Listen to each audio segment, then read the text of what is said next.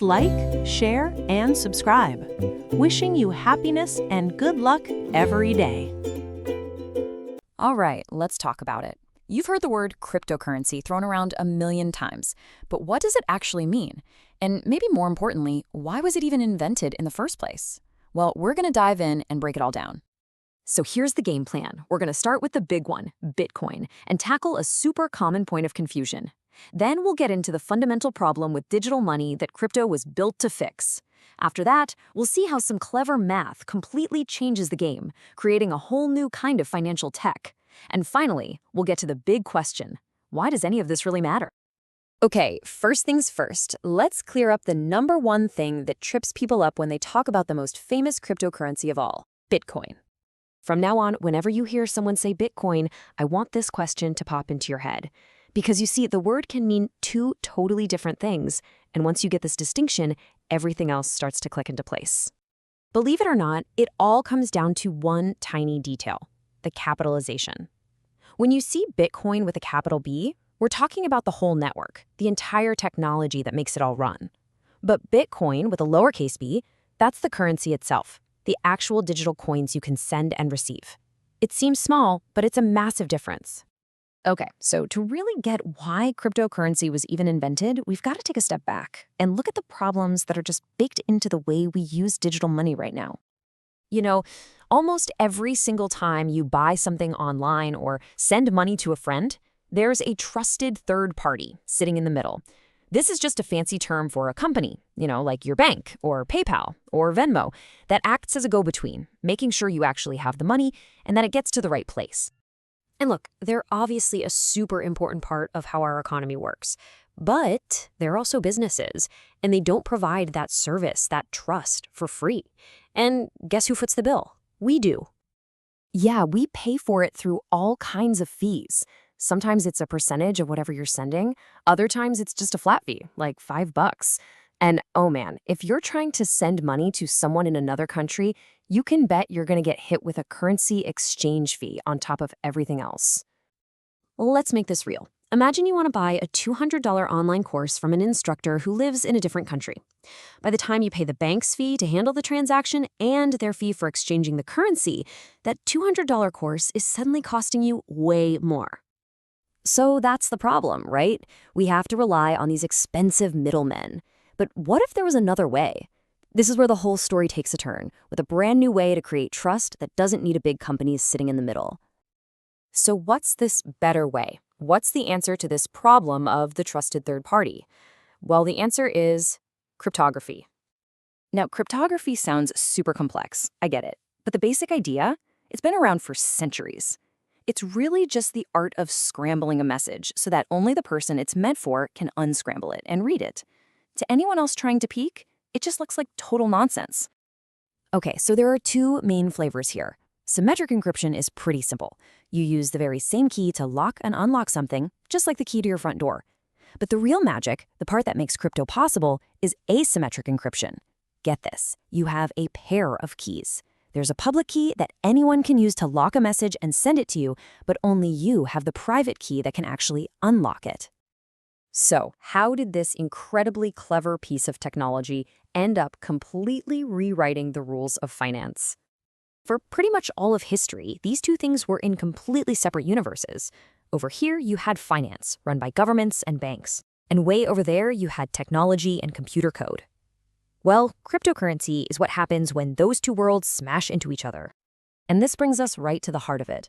A cryptocurrency is a digital currency that uses cryptographic proofs, that powerful, secure math we were just talking about, to approve transactions, instead of a trusted third party like a bank. So a transaction is basically a secure message saying, I'm paying you this much. And cryptography makes sure that message is legit and can't be messed with. It replaces the middleman with math. That right there, that's the key. So we've swapped out banks for code. Big deal, right? Well, yeah. It's actually a huge deal. And to see why, we have to ask an even bigger, more fundamental question. What gives money its value in the first place? Think about a dollar bill or a euro. Its value comes from the government that prints it. We trust that institution, so the money has value. Cryptocurrency, it's a whole different ballgame. Its value comes directly from the market, from the community of people who all use it and collectively agree that it's worth something. So let's pull this all together. What's the real revolution here? It's the idea that we can send value to each other without needing a bank to be the go-between. The whole system is secured by math that you can prove, not by a company's promise. And its value, well, that comes from us, the people using it. It's this incredible fusion of finance and technology that for the first time really puts control in the hands of the individual. This technology has totally blown the doors open on what's financially possible. But it also kind of makes you wonder, right? If this is the future of money, what does that say about its past?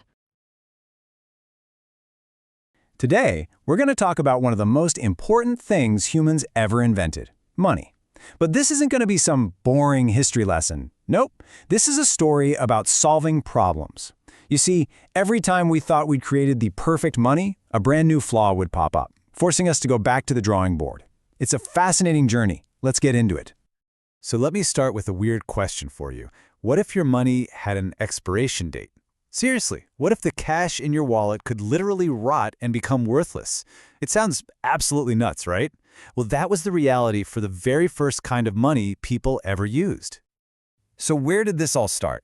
Well, the first money wasn't minted in a factory or designed by a government. It just happened. It grew out of the most basic, fundamental human need there is, survival. Okay, before we go any further, let's just nail down this one key idea. At its heart, money is what's called a medium of exchange. All that means is it's the one thing we all agree has value, so we can stop trying to figure out how many chickens a haircut is worth. So what was that first thing that everybody agreed was valuable? For our ancestors, just getting enough food to eat was the biggest challenge every single day. And because it was so vital, so universally needed, it naturally became the first medium of exchange. An apple, a piece of meat. These weren't just for eating, they were the first currency. And here we are right back at that fatal flaw. Food is a terrible way to store your wealth. Why? Because it rots. Your life savings could literally turn to mush in a matter of days. This was a massive problem. You can't save up for a rainy day if your savings are just going to disappear. Something had to change. And that change, that solution, came in the form of stuff that lasts. At first, people used things like rare shells or special stones. But eventually, one material rose above all the others as the ultimate upgrade: precious metals. Gold especially seemed almost perfect. It doesn't rust, it doesn't decay, it literally lasts forever. It's also pretty rare, so you can't just find it lying on the ground. And it has that unmistakable look. So gold solves the whole rotting money problem beautifully. But in fixing that one problem, it created a whole new set of headaches. And this is what's so interesting, the paradox of using a real physical thing as money. Yeah, gold lasts, but it is super impractical. For one, it's heavy. Imagine trying to carry a large amount of it. It's a nightmare. And how do you use a gold bar to buy a loaf of bread? It's not like you can just shave off a few cents. Plus, could you, right now, tell the difference between real gold and a really good fake? And on top of all that, it's hard to hide and easy for someone to just take.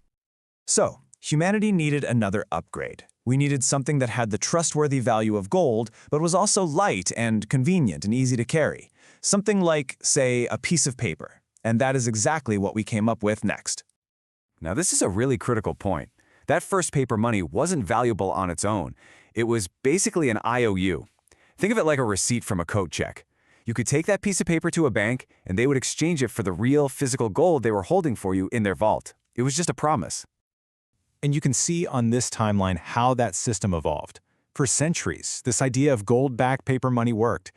But then look at how fast things start to move in the 20th century. In 1971, something huge happened. That promise was broken. The US government cut the link between the dollar and gold. And then, just 2 years later, the SWIFT system was born, and that kicked off the digital age of money. So this brings us to the system that we all use today. If our money, the money in our bank accounts, isn't backed by a physical thing like gold, then what in the world gives it any value at all? The answer is, well, it's both incredibly simple and kind of mind-bending. This quote really says it all. The money we use today is called fiat money. Fiat is a Latin word that just means let it be done. It has value simply because the government decrees that it has value. Its worth comes from nothing more than our collective trust and belief in the system. And this chart here shows the trade-off perfectly. We totally solved the logistical problems of lugging gold around, but we got a whole new set of worries. With fiat money, the big risks are now inflation, which is when too much money gets printed and it becomes worth less, and of course, counterfeiting. Now, even paper money has its own logistical problems, right? It's slow and clunky to move around the planet. So, building on top of this fiat system, we created the next great innovation, the digital payment system. The engine behind this whole global system is something called SWIFT. But here's the crazy thing. SWIFT doesn't actually move money. It's basically a super secure private messaging system for banks. It just lets them send messages to each other about who owes who what. It's the central nervous system for all of global finance. And the result is just mind-boggling. Systems like Visa, which are built on this digital foundation, can handle an incredible 24,000 transactions. Not per day, not per hour, per second. So yeah, the problem of moving physical cash around? That one's pretty much solved. So, we did it, right? Problem solved. We finally have money that's weightless, it's instant, and it's global. But, as we've seen this whole time, every single solution in the story of money has uncovered a brand new problem, and digital money is no different. Just think about it for a second. If your money is just a file on a computer, just ones and zeros sitting on a server somewhere, what stops you from just copying and pasting it? What stops you from spending that same digital dollar twice? This right here is the fundamental challenge of all digital money. It's called the double spending problem. With a physical coin, once you hand it over to someone, it's gone. You can't spend it again. But a digital file can be duplicated perfectly, over and over. The way we solve this problem today is by having trusted third parties, like banks and Visa, keep a master list of all transactions to make sure no one cheats. And that brings us right up to the present day. This whole incredible history of money, from rotting food to heavy gold, from paper promises to digital trust, has been a quest to create something perfect. The next great challenge, the key to the next chapter in this amazing story, is figuring out how to create purely digital money that can't be copied without needing a big bank in the middle to act as a referee. Whoever solves that puzzle, well, they're going to change the world. All right, today we're going to peel back the layers on a fundamental part of our financial world. We're going to dig into who really holds your money, what happens when that trust gets broken, and the absolutely staggering trillion-dollar cures that are used to try and fix it all when it goes wrong. So let's just start with a really simple question. When you look at your bank balance on an app or you see it on an ATM screen, where do you think that money actually is? Is it just sitting in a vault somewhere with your name on it waiting for you? Well, the reality is a lot more complicated. You see, we're all sold this promise, right? That our money is safe, it's secure, and it's always there when we need it. I mean, that's the bedrock of the whole system. But the reality? Well, the reality is that the whole thing is built on this really delicate balance of trust. And when that trust shatters, the fallout can be massive. Okay, so to really get this, we've got to talk about the institutions that are sitting right in the middle of everything. Let's take a closer look at these so-called trusted middlemen who run our financial world. So what exactly is a trusted third party? Well, it's pretty much any company that stands between two people making a transaction. Your bank is the classic example, but think about services like PayPal too. They're there to make things easier, move money around, and keep a record of it all. Now look, there are definitely upsides to this whole setup. They can step in and help you get a refund if something goes wrong, but, and this is a big but, you're also handing over a ton of power. They can freeze your account, they can block a transaction you're trying to make, and in some crazy situations, they can actually limit you from getting to your own money. We're trading control for convenience, and that's a bet that can go south fast. So what happens when that bet goes bad? What happens when the trust we put in these huge institutions just evaporates? Let's look at a few real-world examples of the system failing in a big, big way. Of course, the most famous one is the 2008 financial crisis. If you boil it all down, the problem was surprisingly simple. The banks couldn't give people their money. Why? Because the money wasn't there. They'd lent it all out, and when things got shaky, the whole house of cards started to fall. And don't think for a second this was some kind of one-off event. Fast forward to 2015 in Greece. People literally woke up one morning to find out that their banks were putting strict limits on how much cash they could take out each day. Just imagine that, being locked out of your own life savings, unable to get the money you need. And look, this isn't just a Western problem, not by a long shot. We've seen similar things happen all over the world. From Zimbabwe to India to Venezuela, People have watched their savings get trapped or just wiped out because the middlemen they trusted failed them. These crises really expose a terrifying flaw in the system. So when everything is on the edge of a total collapse, what's the emergency plan? Well, that brings us to a really controversial policy called quantitative easing. Yeah, that's the multi-trillion-dollar question, isn't it? If the banks run out of money, how does the entire global economy not just completely implode? Where does all the cash come from to patch these massive holes? Well, the source material we're looking at today doesn't mince words about it. It says that when you hear officials talking about all this complex policy, what they really mean, in plain English, is that they have to print more money and bail out the very same banks that caused the problem. Now, the official, much more professional-sounding term for this is quantitative easing, or QE for short. Basically, it's when a central bank, like the Fed here in the US, just creates new money. Then it uses that new money to buy stuff like government bonds from the big commercial banks. This pumps a whole lot of fresh cash right into the banking system to keep it from failing. So just how much money are we talking about here? Because the scale of this is, well, it's almost impossible to wrap your head around.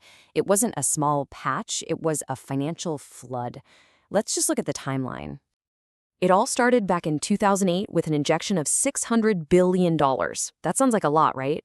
Well, by the end of 2009, the Fed's holdings were already at $1.75 trillion. Then came QE2, another $600 billion. And then in 2012, they started QE3, which people nicknamed QE Infinity, because they were printing $85 billion a month with no end in sight. So after all of that, after all these different rounds of quantitative easing, after years of this unprecedented experiment, what was the grand total? Where did we end up? By January of 2014, the Federal Reserve's balance sheet, that's kind of like its official ledger, had swollen to $4.5 trillion.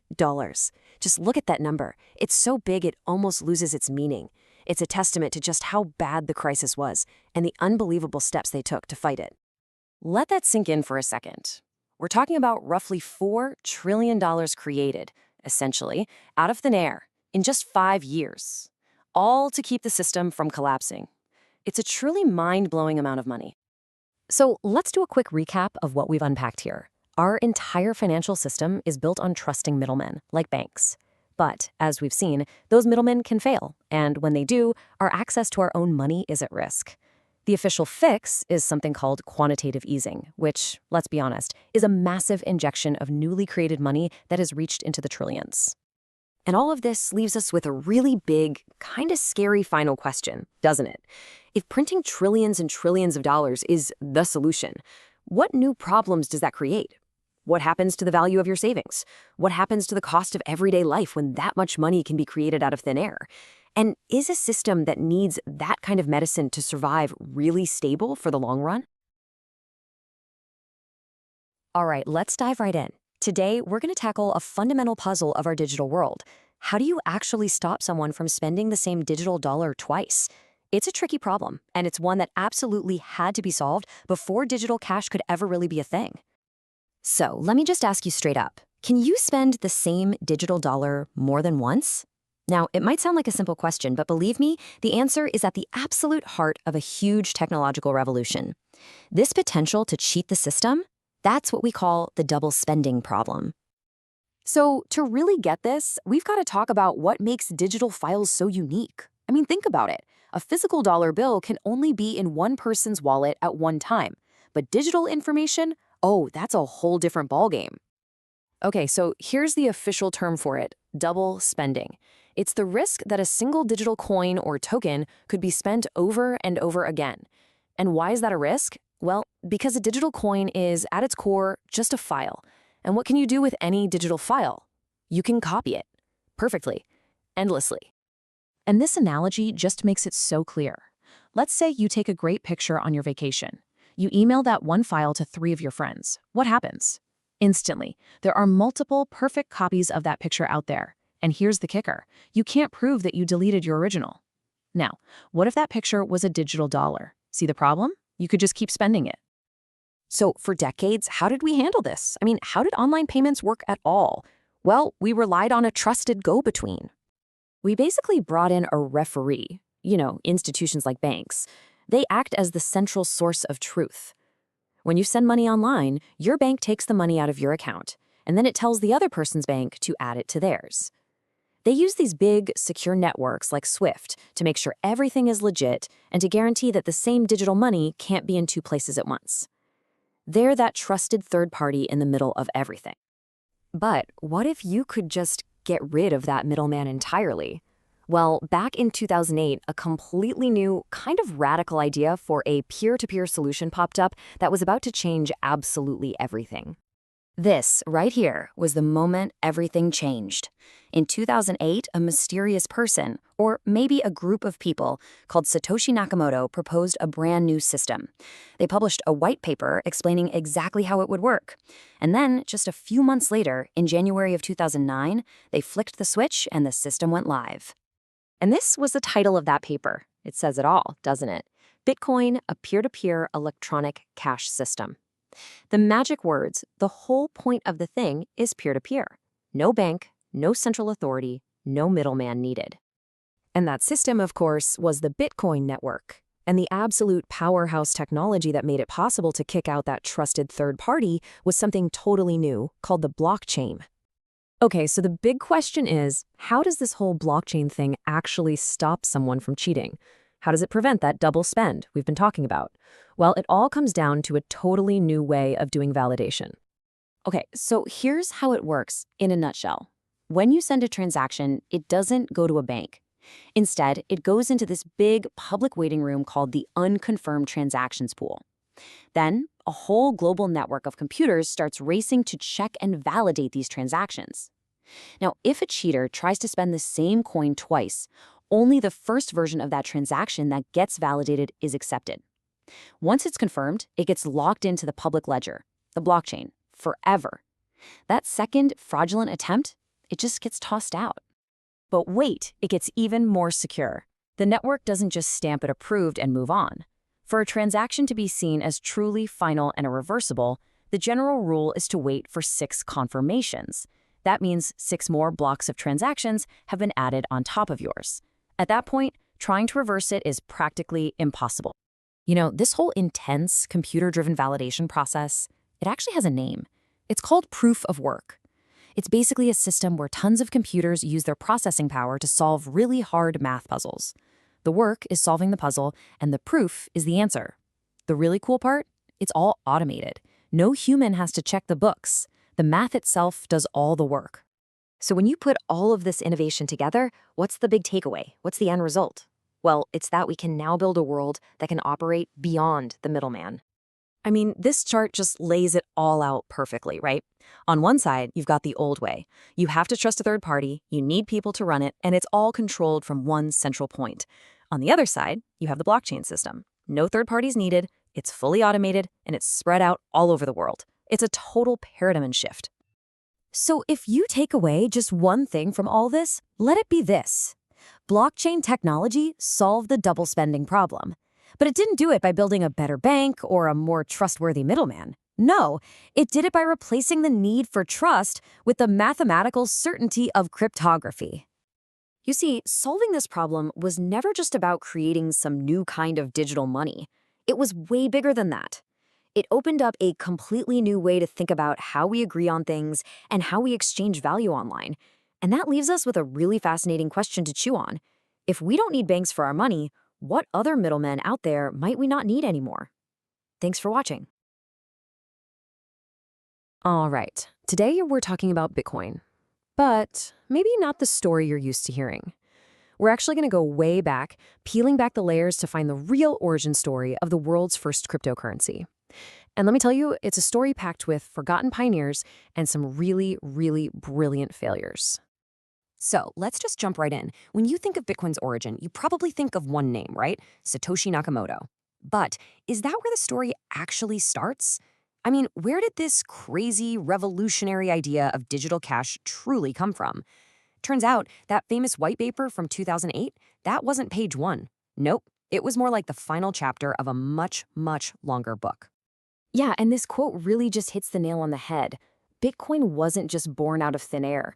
Before Bitcoin, there were many trials and errors. It wasn't some sudden flash of genius. It was this hard-won victory that came after decades of research and trial and, a whole lot of error. So, let's do it. Let's go back and meet the people who actually paved the way for all this. Okay, so this is what I like to call Bitcoin's forgotten prequels. We're talking about a nearly 20-year-long quest for digital cash. And the main characters in our story, they were this group of brilliant, kind of privacy-obsessed cryptographers. They called themselves the Cypherpunks. And get this, they were laser-focused on creating private, electronic money way, way before most of us were even using the internet. So let's take a look at their first real attempts.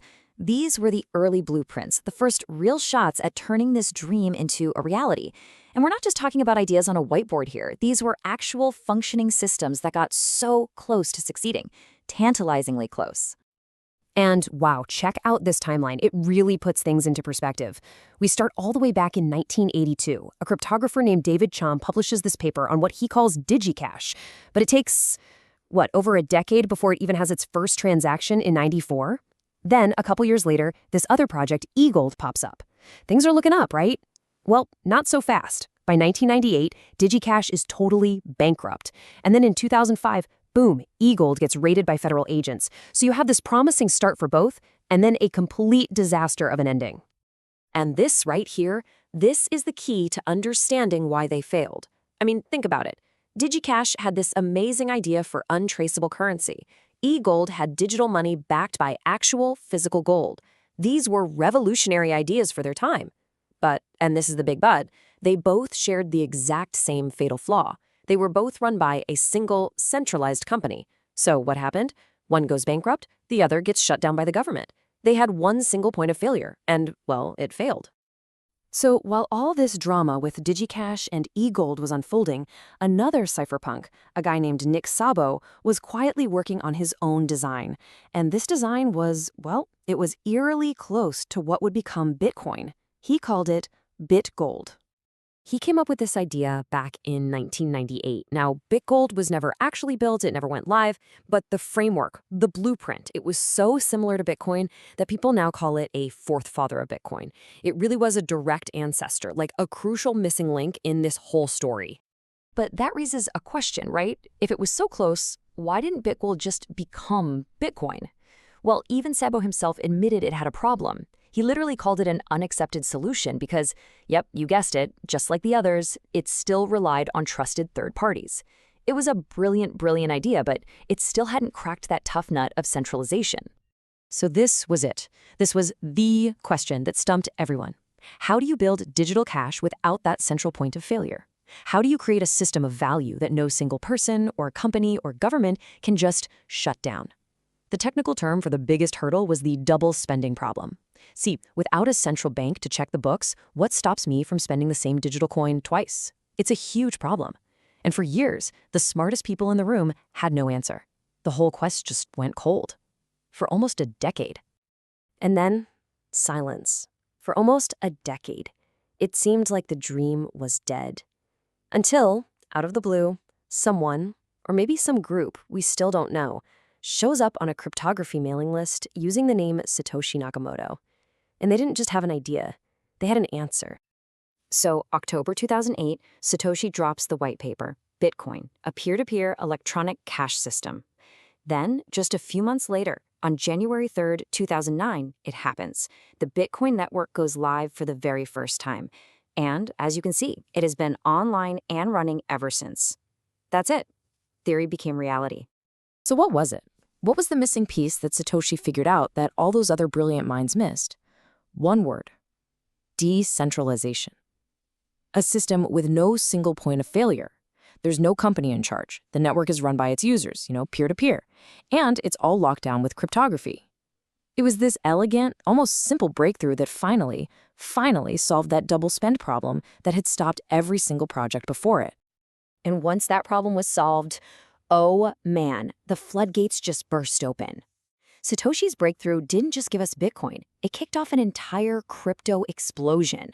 That 20-year dream of the cypherpunks? It was finally coming true. And a huge reason for this explosion was how Bitcoin was released into the wild. It wasn't some corporate secret. It was an open source project.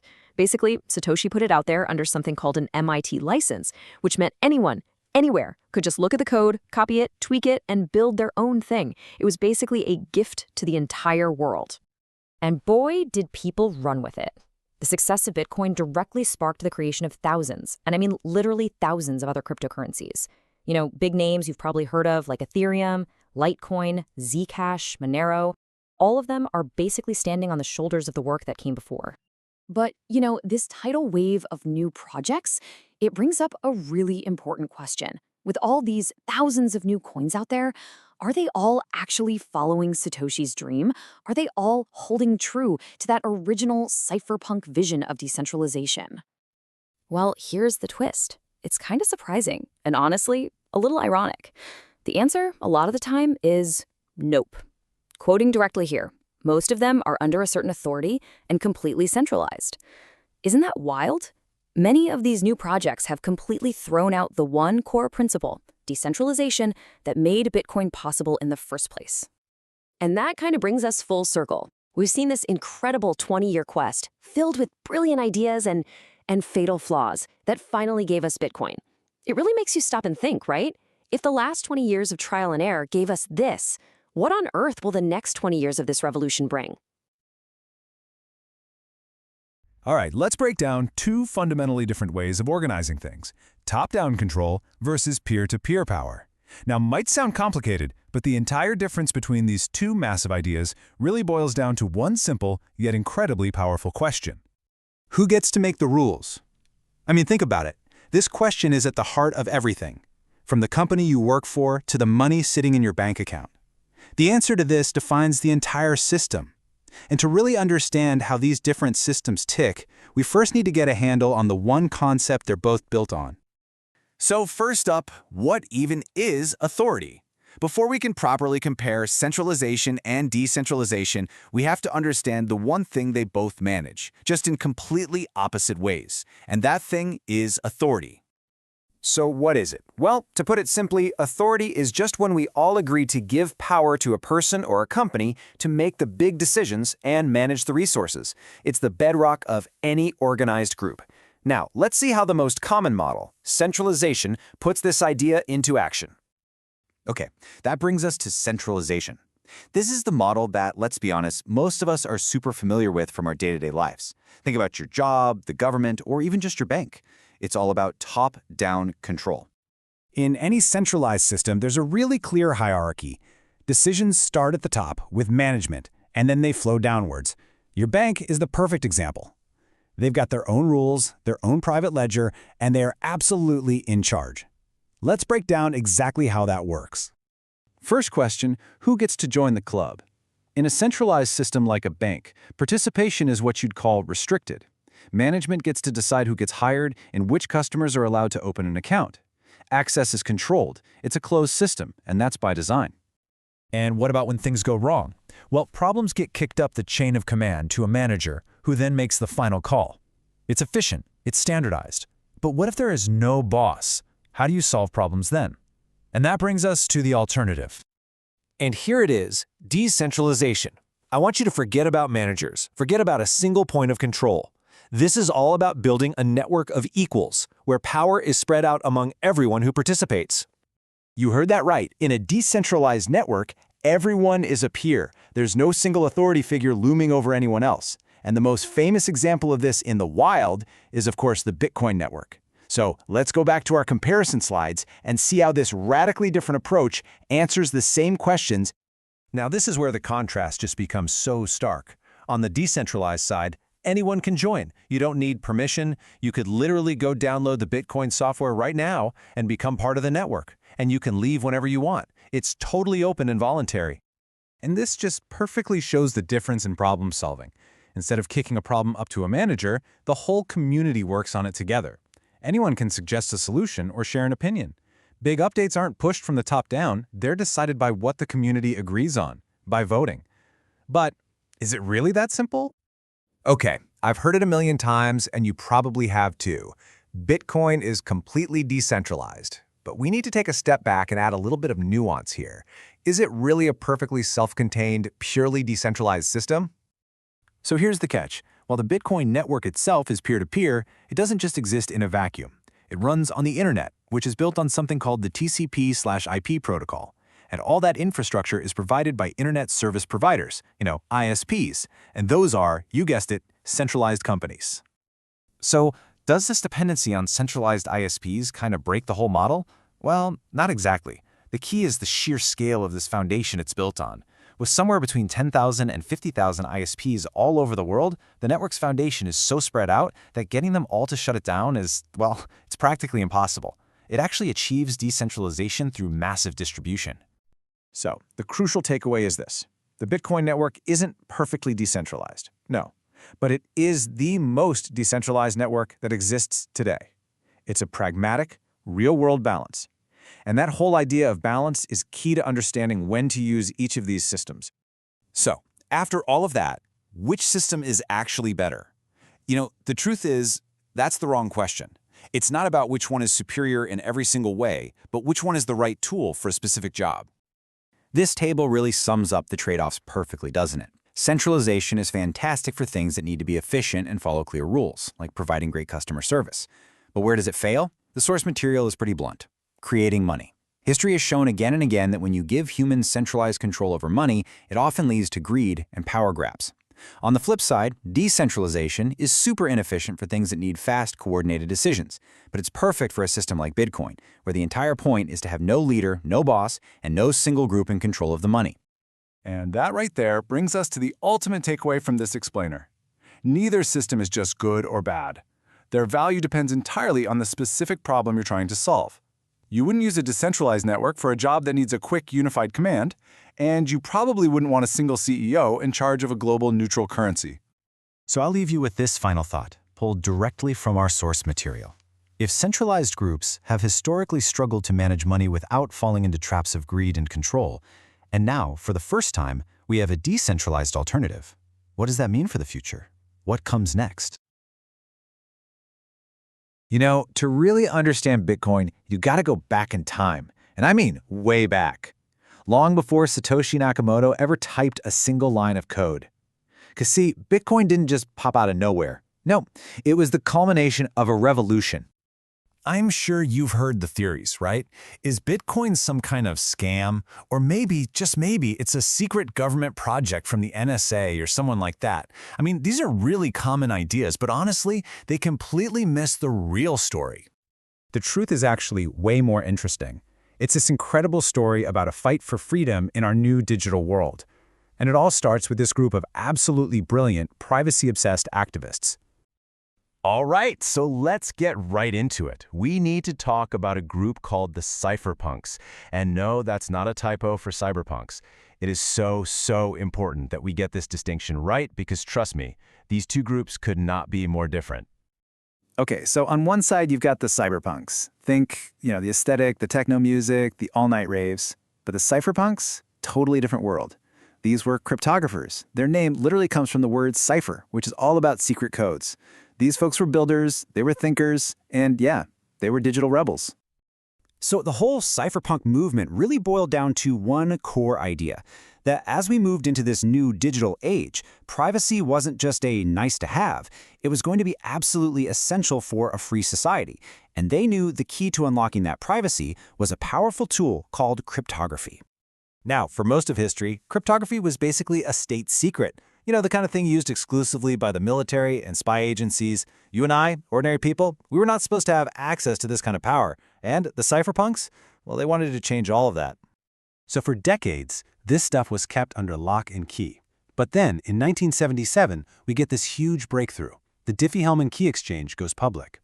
And for the first time, regular people got a taste of what strong encryption could do. Fast forward to the 80s and you have computer scientist David Shum already dreaming up DigiCash, an early form of electronic money. You can see the seeds are being planted, right? And in 1992, they were about to sprout. And this is where it all really kicks off. You have these three pioneers, Tim May, Eric Hughes, and John Gilmore, and they create a kind of digital town square, the Cypherpunk mailing list. It was just this simple email list, but it became a space for the brightest minds, cryptographers, programmers, activists, to get together and share ideas about how to build a more private world. And wow, did that idea take off? In just 2 short years, that mailing list grew to over 700 people. Now, this wasn't some tiny fringe group, okay? This was a real movement, and it was gaining serious momentum. You had some of the smartest people in tech, all laser-focused on one single goal. But here's the thing. They weren't just a discussion group. The cypherpunks had a philosophy that was, well, it was basically a declaration of war.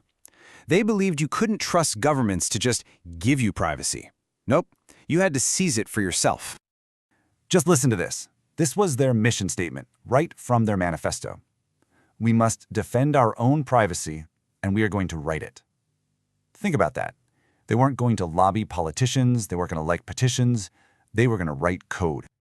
And that right there is the most important part. Their words were backed up by action. They weren't just talking the talk, they were engineers of freedom, and their tools were lines of software. And their legacy, I mean, it is absolutely staggering. Just look at what came out of this group. We're talking about Hal Finney's work on PGP, which is still the gold standard for email privacy. Bram Cohen's BitTorrent, which completely changed how we share files. The Tor project for browsing the web anonymously. Julian Assange and WikiLeaks. And get this, even foundational ideas from Nick Szabo on things like BitGold and smart contracts, years ahead of their time. These weren't just little side projects. These are literal pillars of the internet we use every single day. Okay, so now we can finally start connecting the dots. With all of this history, all of this passion, and all of this world-changing code, the stage was perfectly set for the ultimate cypherpunk invention. Think about it. All of these different threads, that fierce fight for privacy, that deep belief in cryptography, the decades spent building anonymous systems, It all came together, it all culminated in the design that Satoshi Nakamoto published back in 2008. See, Bitcoin wasn't some random invention that came out of thin air. It was the logical next step in the cypherpunk revolution. And that is the real story of Bitcoin. It's not a government plot. In fact, it's the polar opposite. It's the product of a movement that was fundamentally skeptical of any centralized power and was totally dedicated to empowering the individual. So why did we just go through all this history? Why does any of this matter? Because here's the thing, you can't really understand a piece of technology with understanding why it was created in the first place, the why behind the what. Bitcoin isn't just about price charts and getting rich. At its very core, it's a tool. It's a tool for financial privacy and sovereignty, and it was born from a generation-long struggle to bring those exact ideals into our digital world. So I'll leave you with this. As we share more and more of our lives online, and it feels like our digital privacy is shrinking every single day, you just have to ask yourself, is this fight over? Or are the ideas that sparked a revolution 30 years ago actually more important today than they have ever been? Today, we are diving into one of the greatest modern myths out there. It's the story of a figure who literally changed the world and then just vanished. We're talking about the man of the 21st century. So let's just get right to it. At the very heart of this entire thing is one simple question. Who is Satoshi Nakamoto? You've heard the name, you know it's tied to one of the most disruptive technologies of our time, and yet the person, or maybe the people behind that name, a complete and total ghost. So just to catch everyone up, Satoshi Nakamoto is the pseudonym, the fake name for the inventor of Bitcoin. This person published the original white paper, built the very first blockchain, and launched the first ever decentralized digital currency. And then, right as it was all starting to gain traction, they just disappeared. To really get a handle on Satoshi's genius, you first have to understand the absolutely massive problem they solved. I mean, this was something that had stumped the smartest computer scientists for decades. Okay, so this is the core challenge. Think about it. With a physical dollar bill, once you give it to someone, it's gone. You can't spend it again. But a digital file, like a photo or an MP3, you can copy it 1,000,000 times. So how on earth do you stop someone from just copying their digital dollar and spending it over and over and over again? That right there is the double spending problem. Satoshi's solution was just brilliantly elegant. First, they imagined this public ledger, like a giant shared spreadsheet that everyone could see and trust. That move alone got rid of the need for a bank to check every transaction. And then, to secure it all, they implemented the blockchain, basically an unhackable, unchangeable chain of every transaction ever made. Put it all together, and you have a system where digital money can't be copied. Satoshi had solved the problem of digital trust. All right, so we've established what they did. Now let's move on to the really juicy part, who they were. We can actually build a pretty decent profile of this ghost just by looking at the few digital breadcrumbs they left behind.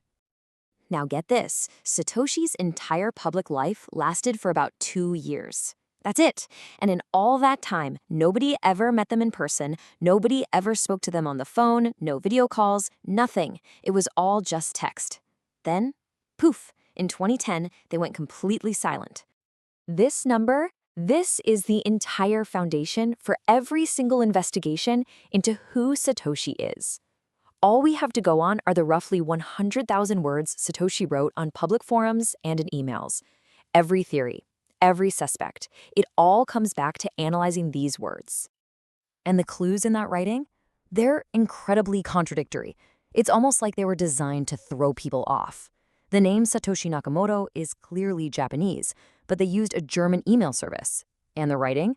It was flawless, native-level English, but often with very specific British slang and spellings.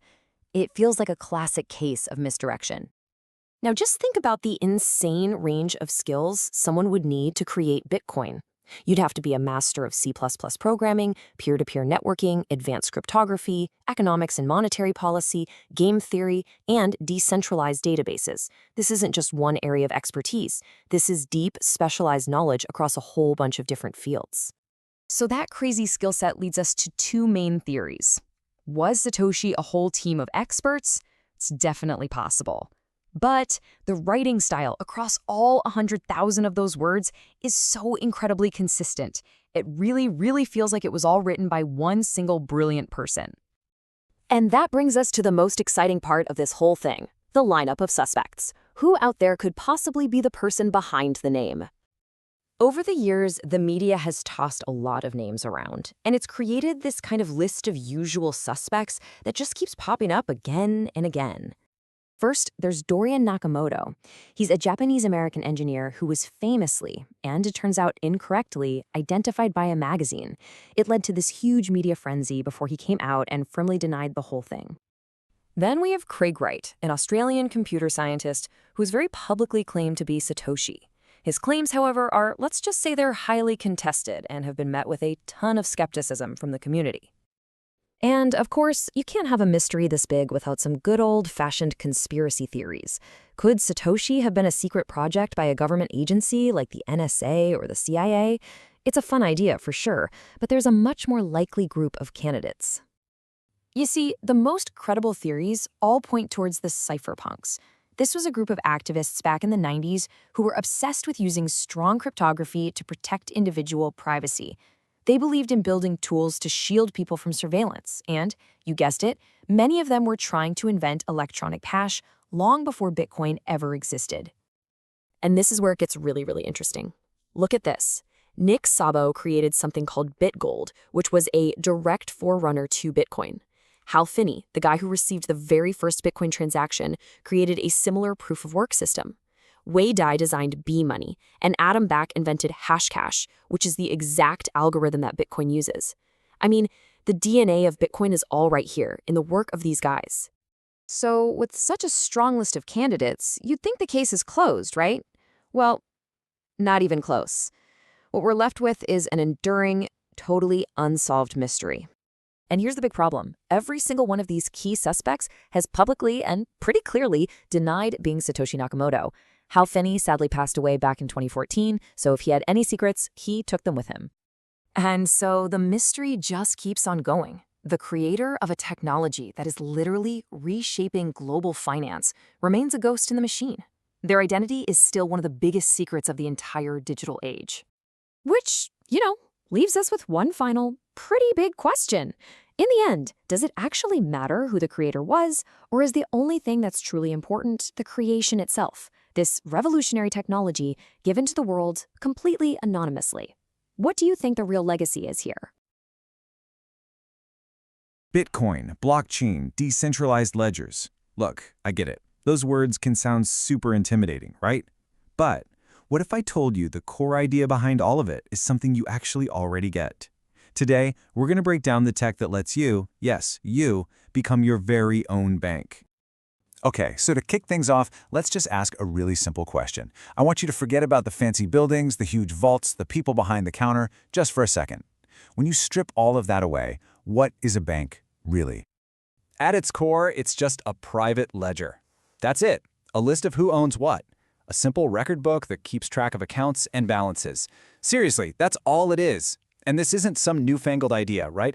This concept has been around for centuries, which makes it the perfect place for us to start. All right, Section 1, the ledger you know. Let's start with what's familiar. As you can see, every bank has one, and believe me, it is nothing new. So, the source material we're looking at really nails this. It points out that, quote, there is nothing new about a ledger system. I mean, think about it. Every single bank operates on its own private ledger. It's their own centralized record, totally controlled by them, that just says, hey, you have this much money. Sounds pretty straightforward, doesn't it? Well, this is exactly where things are about to get a whole lot more interesting. So, now for a ledger with a twist. This is where we get to the really cool part. What is it that makes the Bitcoin ledger so revolutionary? We're about to see how this classic, kind of boring idea of a ledger gets a massive, game-changing upgrade.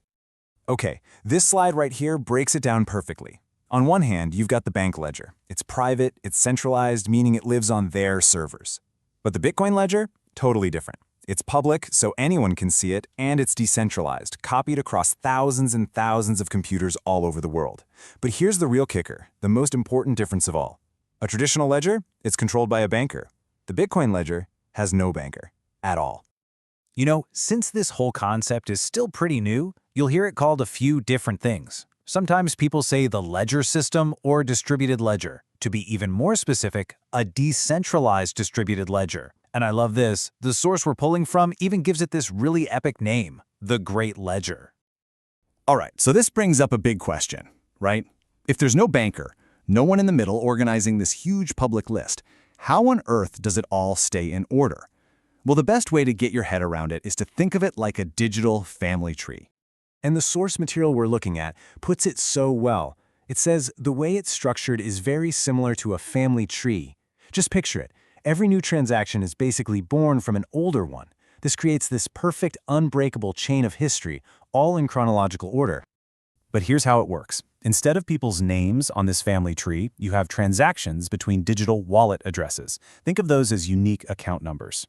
The tree shows the exact values assigned to each wallet. And, this part is absolutely crucial, every single transaction gets a timestamp. It's locked into its specific place in history, forever. You can't go back and change it. Okay, so this all leads us to the biggest, most powerful idea behind this whole thing, the part about you becoming your own bank. If there's no central authority, if there's no one person in charge, what does it actually mean for you, the person using it? This is hands down the most profound takeaway from the source. It says it right there.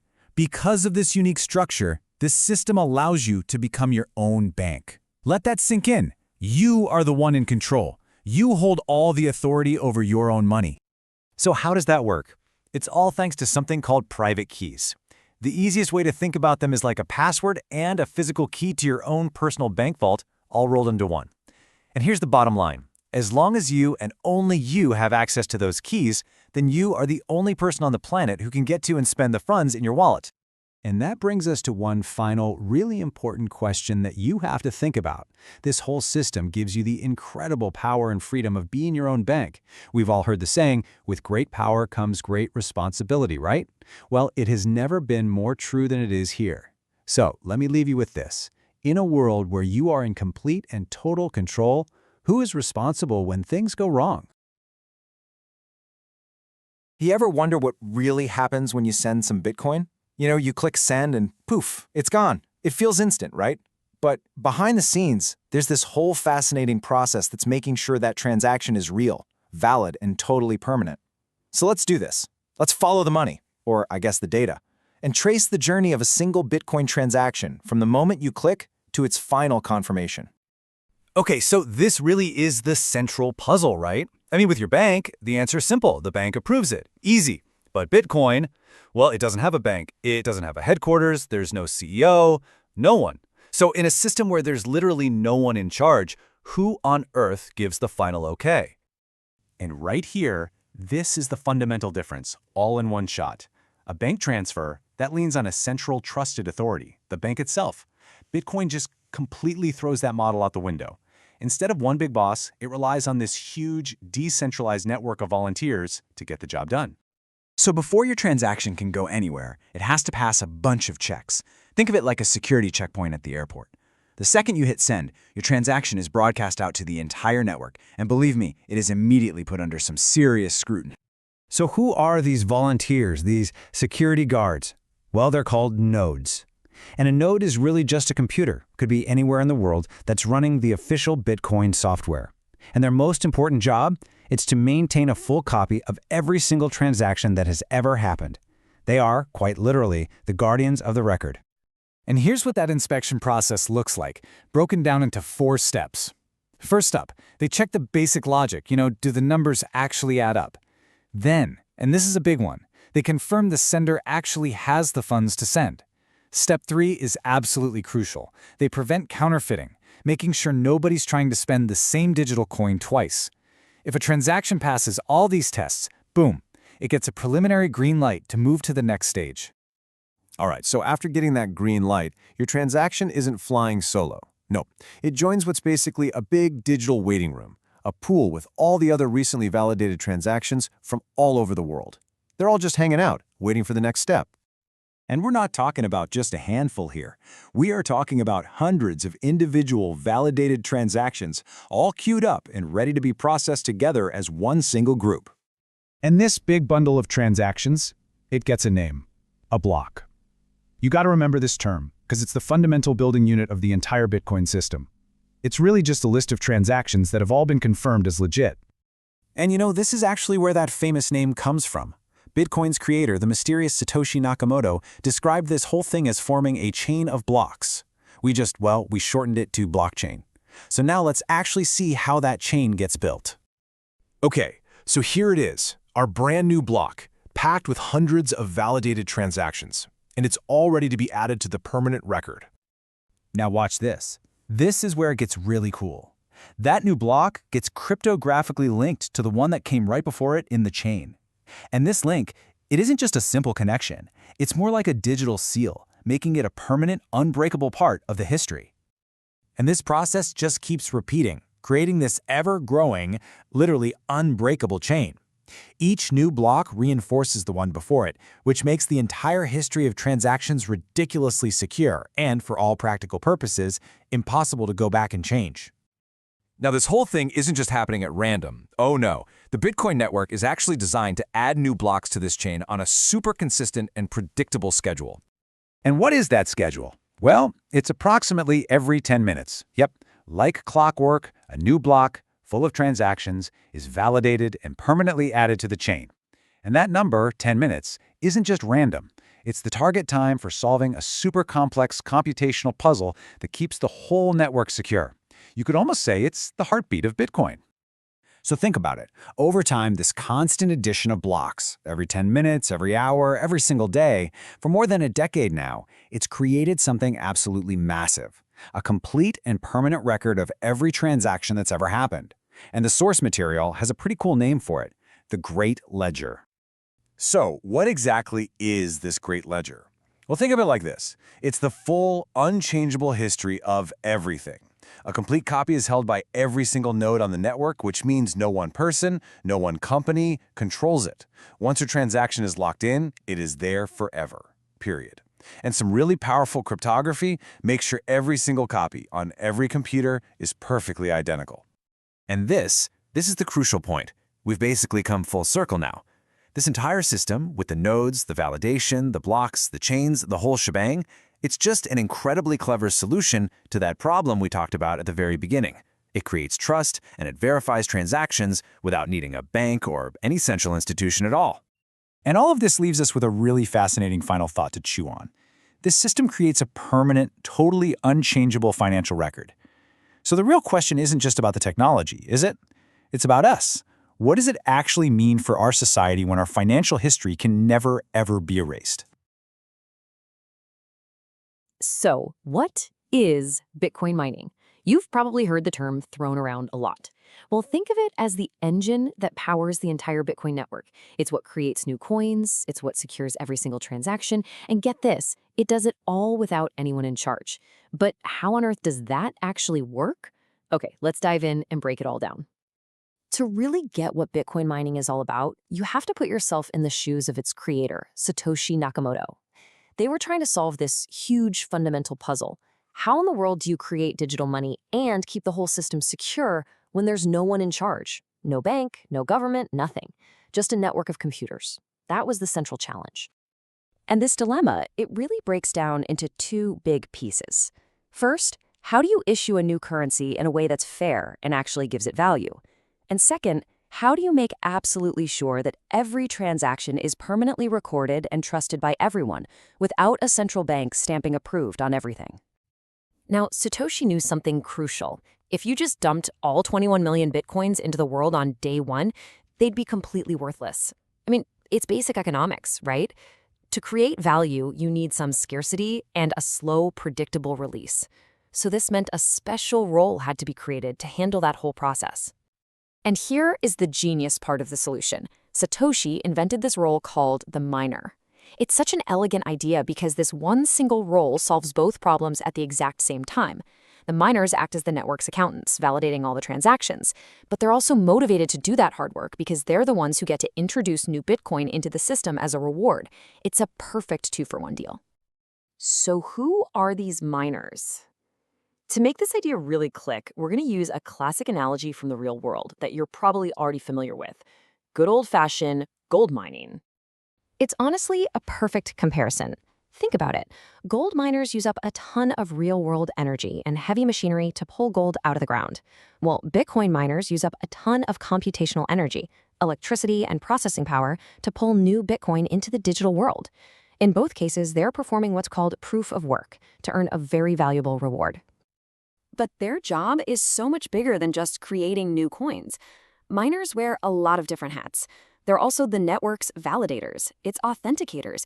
You can really think of them as the digital notaries who witness every single transaction, stamp it as legitimate, and then seal it into a permanent public record for all time. Okay, so we know what they are. But what do these miners actually do all day? Let's walk through their job description step by step. It's basically a constant four-step loop. First, miners grab all the recent transactions floating around the network. Second, they bundle them all up into what's called a block. Third, and this is the most important part, they use massive amounts of computing power to try and solve an incredibly difficult mathematical puzzle. The first one to solve it gets to seal the block. And finally, as a prize for all that work, they get the reward, brand new Bitcoins. And the importance of this whole sealing process is captured perfectly right here. Once that block is sealed and the rest of the network accepts it, the deals inside are locked in forever. You can't change them, you can't reverse them, they can't be messed with. This is what makes Bitcoin so secure and tamper-proof. That sealing is what creates the permanent, irreversible history of everything. Now, you might be thinking, hey, that sounds cool. Can I do this on my laptop? Well, you used to be able to. But that brings us to the incredible story of how the hardware for mining has evolved. Or maybe escalated is a better word. It's kind of wild to think about, but in the very early days of Bitcoin, this was basically a hobby. You could literally just download some software, run it on your home computer, and you could earn Bitcoin while you were sleeping. It was a totally different world back then. But today, oh man, forget about it. This number here is just staggering. If you tried to mine just one single Bitcoin with a powerful modern gaming laptop, it would take you about 8 years of that computer running nonstop. Your laptop would probably die long before you ever got close. It's just not possible for regular people anymore. So why did it get so ridiculously hard? Well, the network is designed to be smart. It has this built-in feature called the difficulty adjustment. See, the system wants a new block of transactions to be found about every 10 minutes. So every 2 weeks or so, it checks to see how fast miners are solving the puzzle. If they're getting too fast, the network automatically makes the puzzle harder. It's this brilliant mechanism that keeps the supply of new Bitcoin steady and predictable. This constant upward pressure on the difficulty created a full-blown hardware arms race. And that arms race ended with this thing, the ASIC. It stands for Application-Specific Integrated Circuit. This isn't a computer you can use to check email or play games. No, this is a hyper-specialized machine built to do one thing and one thing only as fast as humanly possible: mine Bitcoin. This is the tech that turned a hobby into a global industry.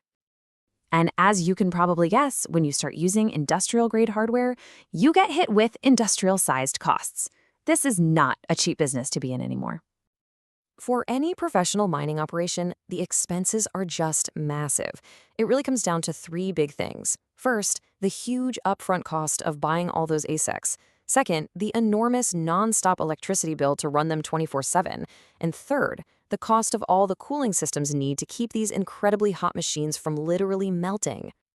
So what's the bottom line? It's always changing, but just to give you a ballpark idea, back in November of 2020, the all-in cost to mine a single Bitcoin was estimated to be somewhere between $5,000 and $8,000.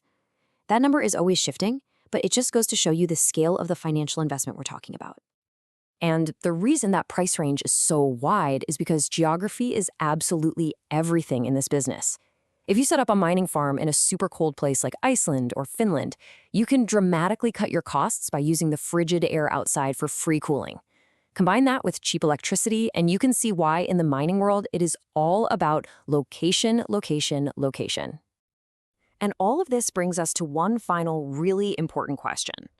The very process that keeps Bitcoin secure has turned into this massive, super expensive industry. So as mining gets more and more costly, who will actually be able to afford to participate in securing the network's future? And what does that mean for a system that was designed from day one to be decentralized and open to everyone? It's definitely something to think about. All right, let's jump right in. We talk a lot about Bitcoin's price, right? But today, we're going to go under the hood and look at something way more fundamental. We're talking about the brilliant clockwork-like system that controls how every single new Bitcoin is made. It's a fascinating story of digital races, magic numbers, and a countdown timer that's been ticking for over a decade. But first, let's start with a puzzle. The whole Bitcoin network is basically one giant competition to solve a cryptographic puzzle and win a reward. But what happens in a photo finish? What if two different miners, maybe on opposite sides of the planet, find the solution at the exact same millisecond? Who gets the prize? Well, that's where Bitcoin's super clever tiebreaker mechanism comes into play. It's how the network handles what could be a really messy conflict and makes sure there's always one and only one source of truth. And here's the crazy part. For any single miner, the odds of solving a block at the same time as someone else are almost zero. It's incredibly unlikely. But when you have millions of computers all over the world competing 24/7, this supposedly rare event, it actually happens multiple times every single day. So how does the network settle the score? Simple. It starts a new, sudden death race. For just a moment, the blockchain actually splits in two. Then, all the miners immediately start racing to solve the next block. Whichever miner solves that next one first gets to add it to their version of the chain, making their chain longer. And here's the golden rule in Bitcoin. The longest chain wins, period. The entire network sees this, agrees that the longer chain is the real one, and the shorter chain, that's called an orphan block, just gets discarded. Don't worry, the transactions inside aren't lost. They just hop back into the queue to get picked up in the next block. Now, this whole tie-breaking race isn't just some abstract technical thing. It has a real impact on something you've probably dealt with, waiting for a transaction to confirm. It's the reason why your Bitcoin transaction doesn't just show up instantly. The key to making sure your transaction is secure, and the reason you have to wait, it all comes down to one single, kind of magic number: 6, a number that Satoshi Nakamoto himself put right into the original Bitcoin white paper. This is what's known as the 6 confirmation rule. So why 6? Well, think about it. A tie happening once is possible, but the chances of that tie-breaking race resulting in another tie, and then another, and another, 6 times in a row, the odds are so astronomically small they're basically zero. So after about an hour, your transaction is buried so deep under 6 new blocks that it's considered totally irreversible. It's cemented into Bitcoin's history. So the next time you look at your wallet and see a transaction as unconfirmed, now you know what's happening behind the scenes. It doesn't mean it failed or something's wrong. It just means your transaction is sitting in a block, waiting for those 6 confirmations to get stacked on top of it, locking it in for good. And, while 60 minutes might feel like a while, let's put it into perspective. You might think a bank payment is instant, but really, that's just a number changing on your screen. The actual final settlement for something like an international wire transfer, that can take 3 to 5 days, sometimes even longer. Bitcoin achieves that same final settlement in about an hour. Okay, let's zoom out a bit. What's the point of all this mining and racing in the first place? What's the incentive? It's the block reward. And that reward is controlled by one of Bitcoin's most famous features, the halving. See, back when Bitcoin first launched in 2009, miners were getting a huge 50 Bitcoins for every block they found. But the code has a built-in schedule. Every so often, that reward gets cut in half. So in 2012, it dropped to 25. In 2016, down to 12.5. In 2020, to 6.25. And the next halving is always just around the corner. This brings up a really common question. If this is all so predictable, why don't we have an exact date circled on the calendar for the next halving? Why is it always just an estimate? The answer is actually pretty simple and, I think, really elegant. Bitcoin's internal clock doesn't care about our days or years. It measures time in blocks. And a halving is programmed to happen every 210,000 blocks. And the math is straightforward. The whole network is designed to find a new block about every 10 minutes. So you take 210,000 blocks, multiply that by 10 minutes per block, and it works out to roughly 4 years. But since that 10-minute target is just an average, the actual date of the halving can drift a little. It's a race against blocks, not a race against the clock. This whole idea of programmed scarcity leads us to the ultimate endgame for creating new Bitcoin. It's a final countdown, and we know exactly where it's headed. This is the number, the big one, the number that defines Bitcoin's absolute scarcity. There will only ever be 21 million Bitcoin. It's hard-coded right into the protocol. And because of the halving process, we know when the supply of new coins is finally going to stop. And that final countdown? It's set to end around the year 2140. That's when the block reward will have been cut in half so many times that it becomes practically zero. That's when the last new fraction of a Bitcoin will be mined. Yeah, this whole process is pretty much set in stone. The clockwork will just keep ticking, and those rewards are going to keep getting smaller and smaller, right up until around the year 2140, when that final 21 millionth coin is finally brought into existence. And all of this leaves us with one last massive question to think about. If the block reward is the reason miners do all this work, to race, to secure our transactions, to keep the ledger honest, what on earth happens to the security of the Bitcoin network when that reward finally disappears forever? Now that is a puzzle for another time. Imagine this. Every 10 minutes, like clockwork, a global, high-stakes digital race kicks off. You've got thousands of incredibly powerful competitors all around the world, all jumping into action, all fighting for one single prize. So, what are they all racing for? Well, this is it. This is what they're all fighting tooth and nail for. The prize for winning this 10-minute sprint is 6.25 Bitcoin. Now, to win this massive reward, a competitor has to be the very first one to solve an incredibly complex computational puzzle. And here's the kicker. Everyone else gets absolutely nothing. So, yeah, how do you win? To really get it, we need to think like one of these competitors, a Bitcoin miner. We're going to follow their every move, right from the starting gun all the way to that photo finish. Okay, so for our miner, the race begins the moment they start working on a new block. But you have to understand the brutal reality of this competition. Even if they're halfway to the finish line, if another miner wins first, they have to drop everything, instantly, and get ready for the next race. There are absolutely no silver medals here. The very first thing our miner sees is this huge pool of data. We're talking hundreds, sometimes thousands of transactions just flying across the network. This is their raw material. Out of all this digital chaos, they have to pick the right pieces to build their winning block. And with that clock ticking down, the race to build a valid block is on. This part is all about being precise, selecting and verifying transactions one by one, because a single tiny mistake could cost them everything. For every single transaction they pull from that pool, they run a quick 3-step check. First, they select it. Then, they check its priority. Usually based on the transaction fee, because that fee goes right into the miner's pocket. And finally, the most important step, they have to validate it, make sure it's totally legit. This last part is absolutely non-negotiable. And the rules here are completely unforgiving. There is zero tolerance for any kind of error. If a miner lets even one single invalid or fake transaction slip in, the consequences are immediate. And they are severe. And it happens just like that. The whole process just grinds to a halt. All the work they've done so far, all those other transactions they already checked, it's all for nothing. That's right, it is a complete and total reset. The miner is forced to just abandon their current block and start a brand new one from scratch. A single bad transaction sends them right back to the beginning of the race. But if a transaction passes all those tests, it gets accepted, it's sealed, and it's added to the block's transaction tree, which is basically just a super secure record of all the transactions. The miner just keeps repeating this process, building up their block one valid transaction at a time. Okay, so our miner has collected a whole group of valid transactions. They're getting close, right? They can feel that finish line, but they're not quite ready to win just yet. This final lap involves two last crucial checks. First up, they have to ask themselves this simple question. They need to check the size of their block. Have they actually collected enough valid transactions to meet the minimum requirement?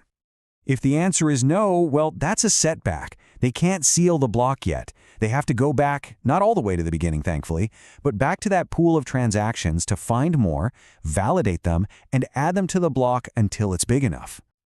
So once the block size is right, this becomes the most nerve-wracking question of the entire race. At this very second, thousands of other miners could be in the exact same spot, ready to snatch that prize. So, and this is the crucial part, they literally have to look over their shoulder.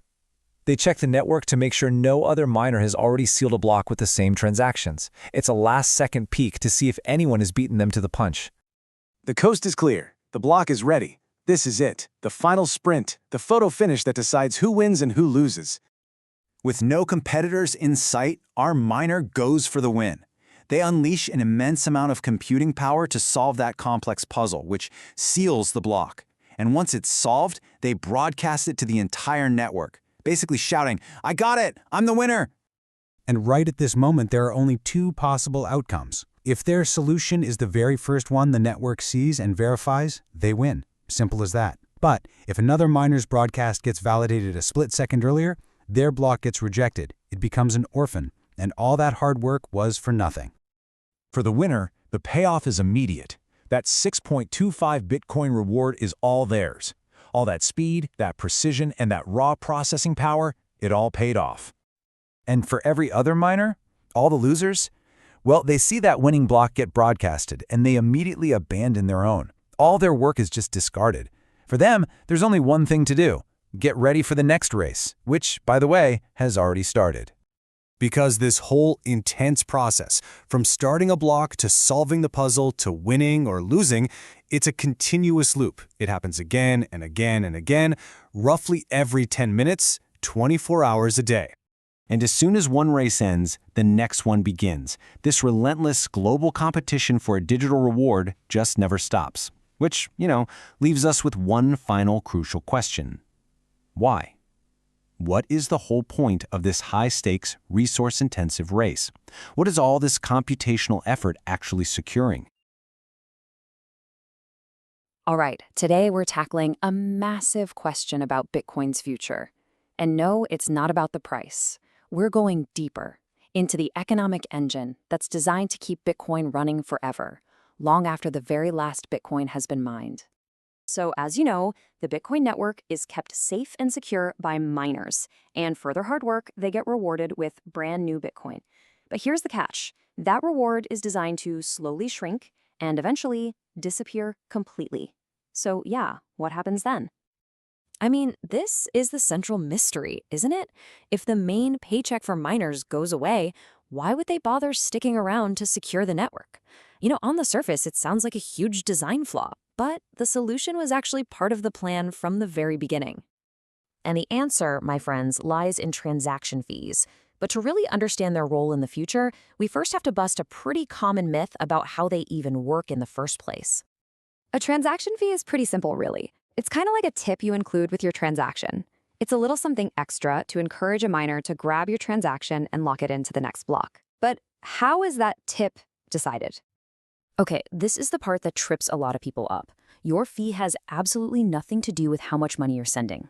Seriously, 10 bucks, 10 million bucks, doesn't matter.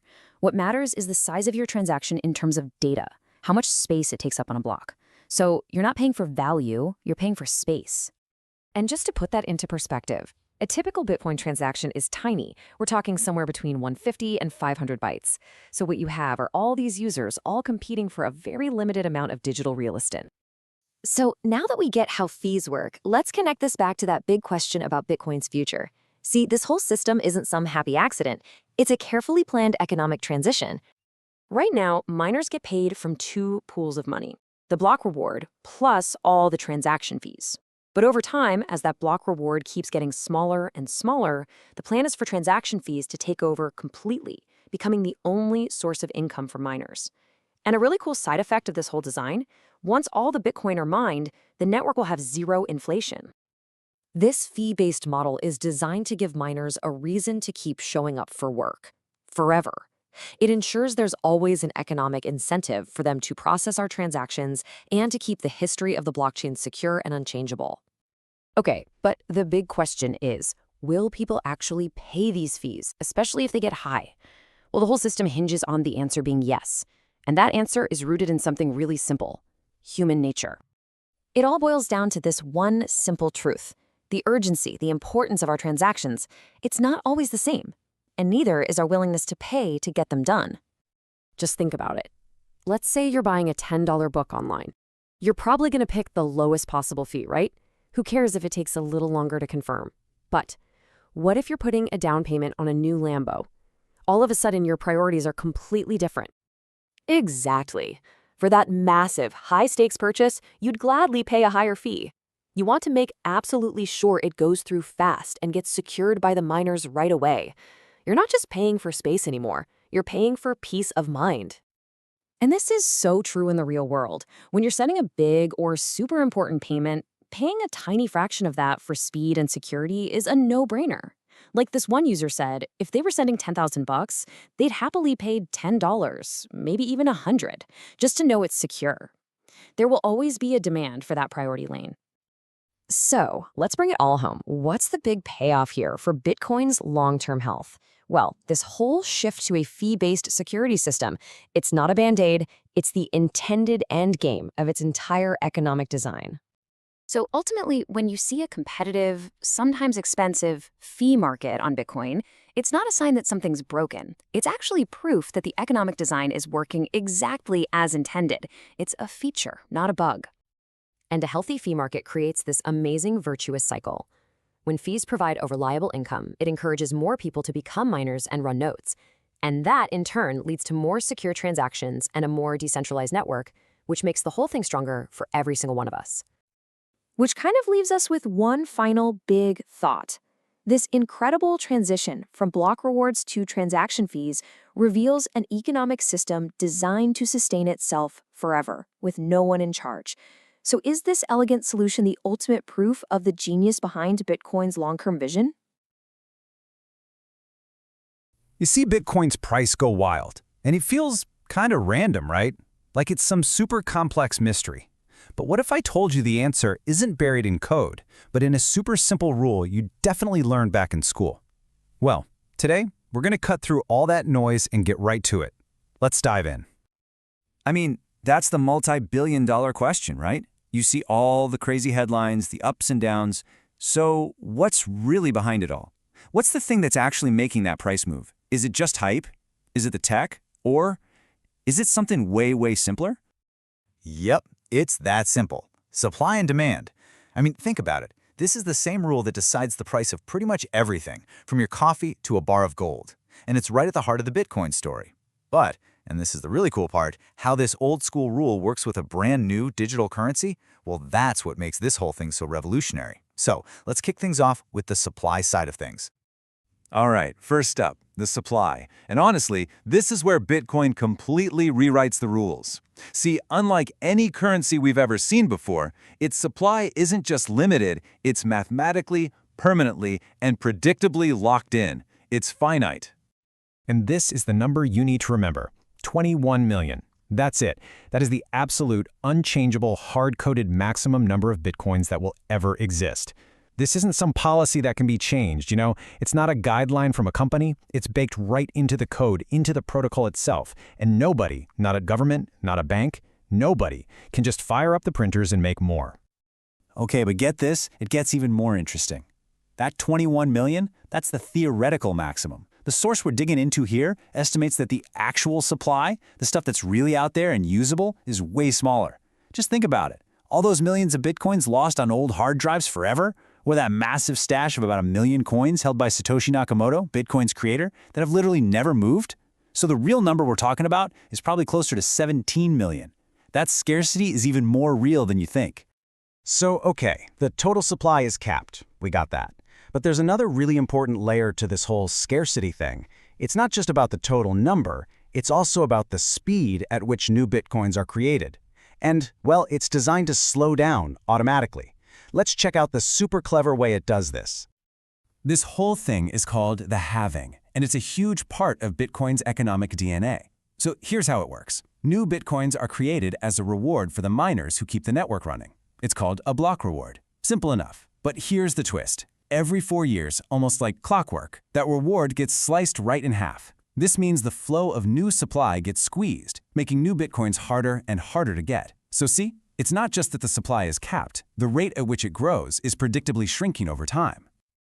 All right, so to recap, we've got a supply that's not only fixed, but also getting harder to create. That's one side of the coin. Now, let's flip it over and talk about demand. Because according to our source material, the story over there is going in the exact opposite direction. So what's driving all this demand? Well, the source points to a couple of big things. First, you've got simple momentum. You see the price go up over the years, and naturally, that gets people interested. But there's a bigger reason, and it has to do with our regular old money. Government currencies like the dollar or the euro, what people call fiat. When people see the value of their own money going down because of inflation, they start looking around for something else, right? A place to protect their savings. And for a lot of folks, Bitcoin is starting to look like that safe place.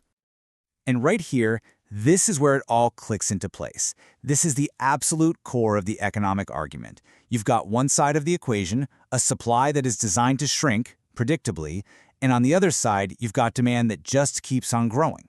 So, what happens when those two things collide?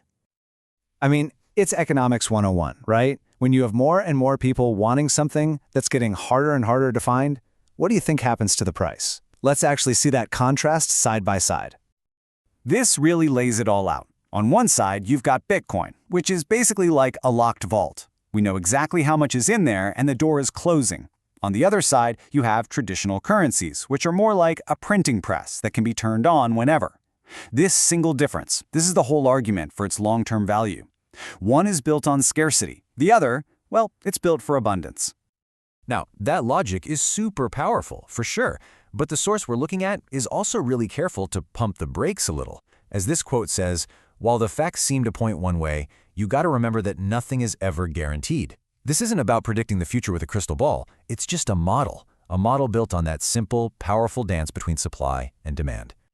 So there you have it. We've seen how Bitcoin's value really boils down to this idea of digital scarcity, a shrinking supply bumping up against a growing demand.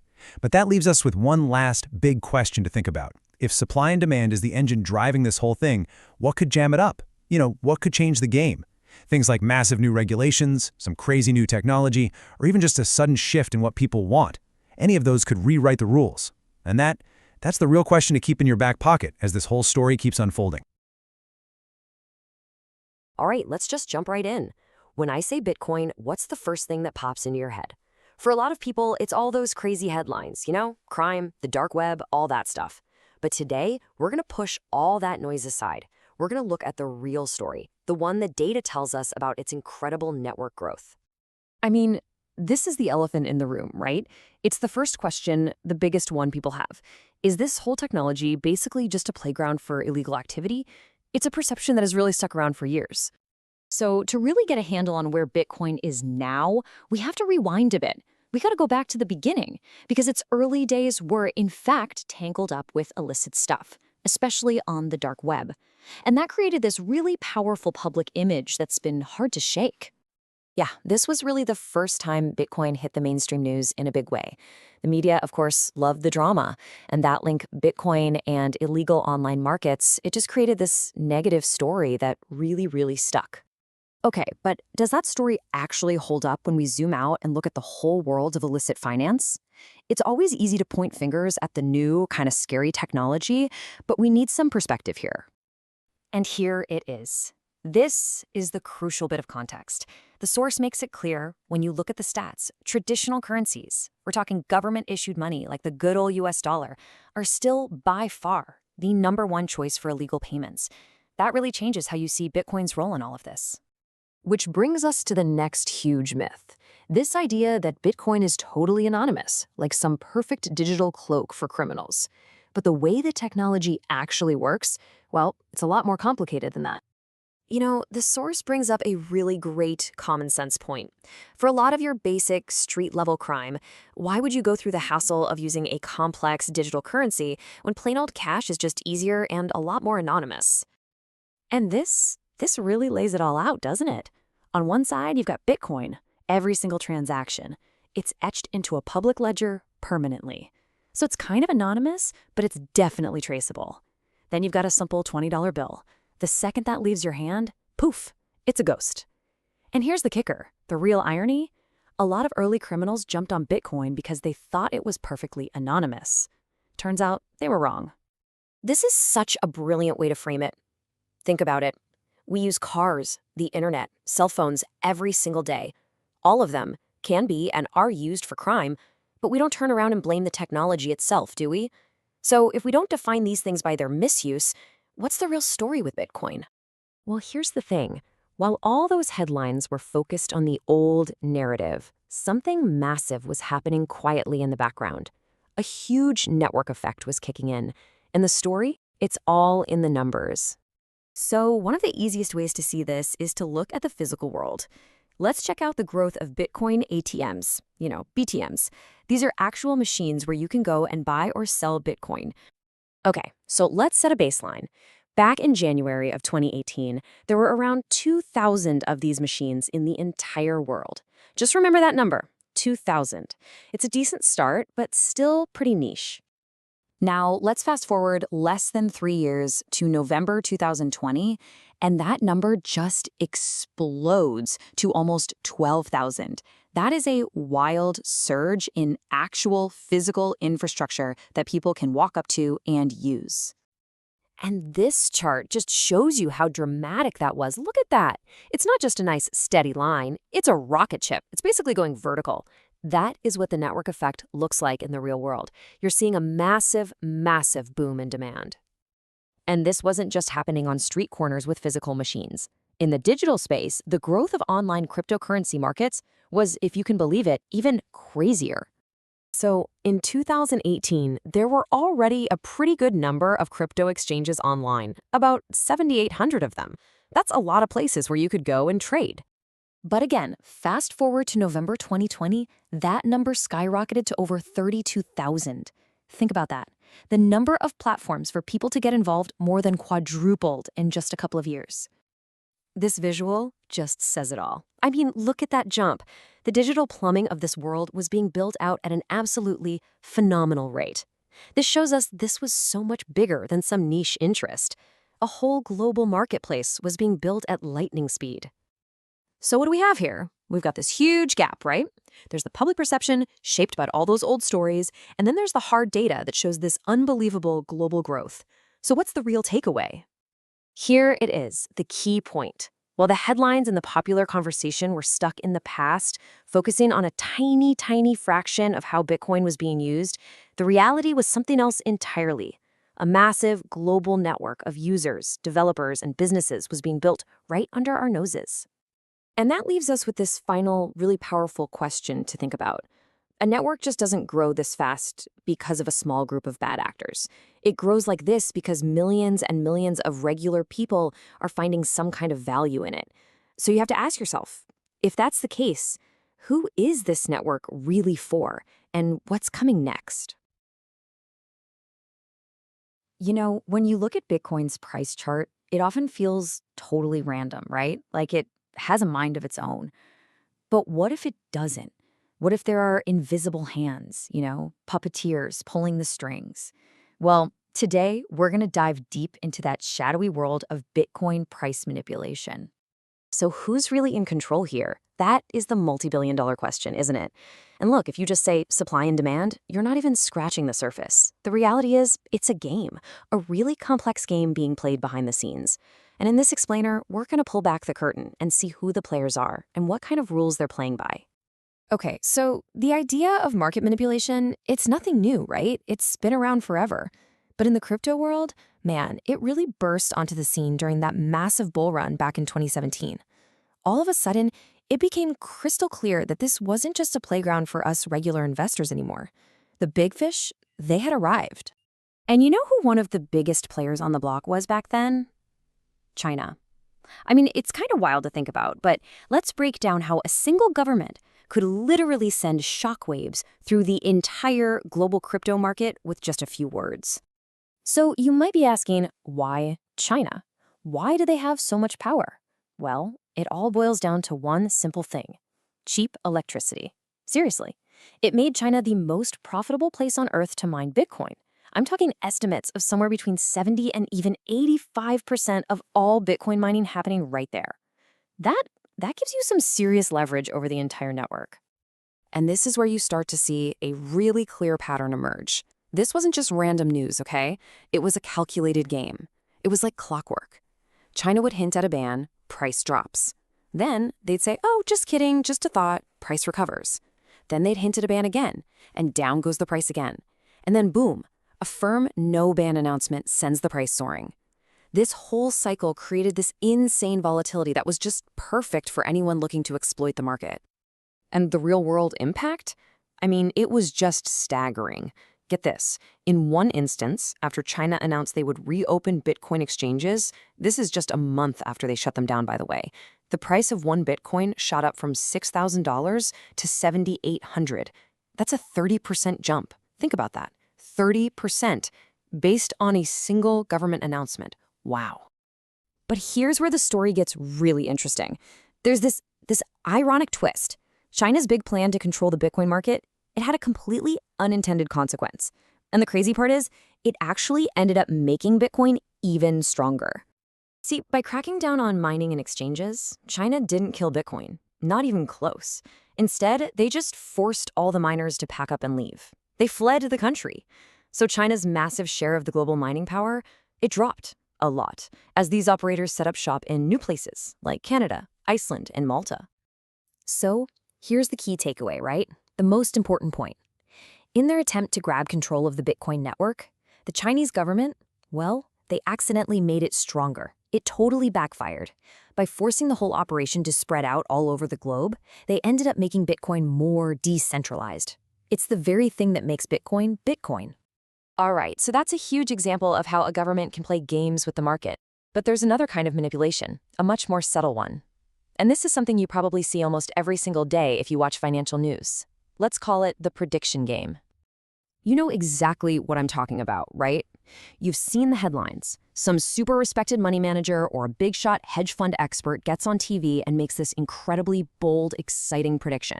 It gets everyone talking, creates all this buzz. And for a lot of us regular folks, it sounds like a golden ticket, a can't-miss opportunity.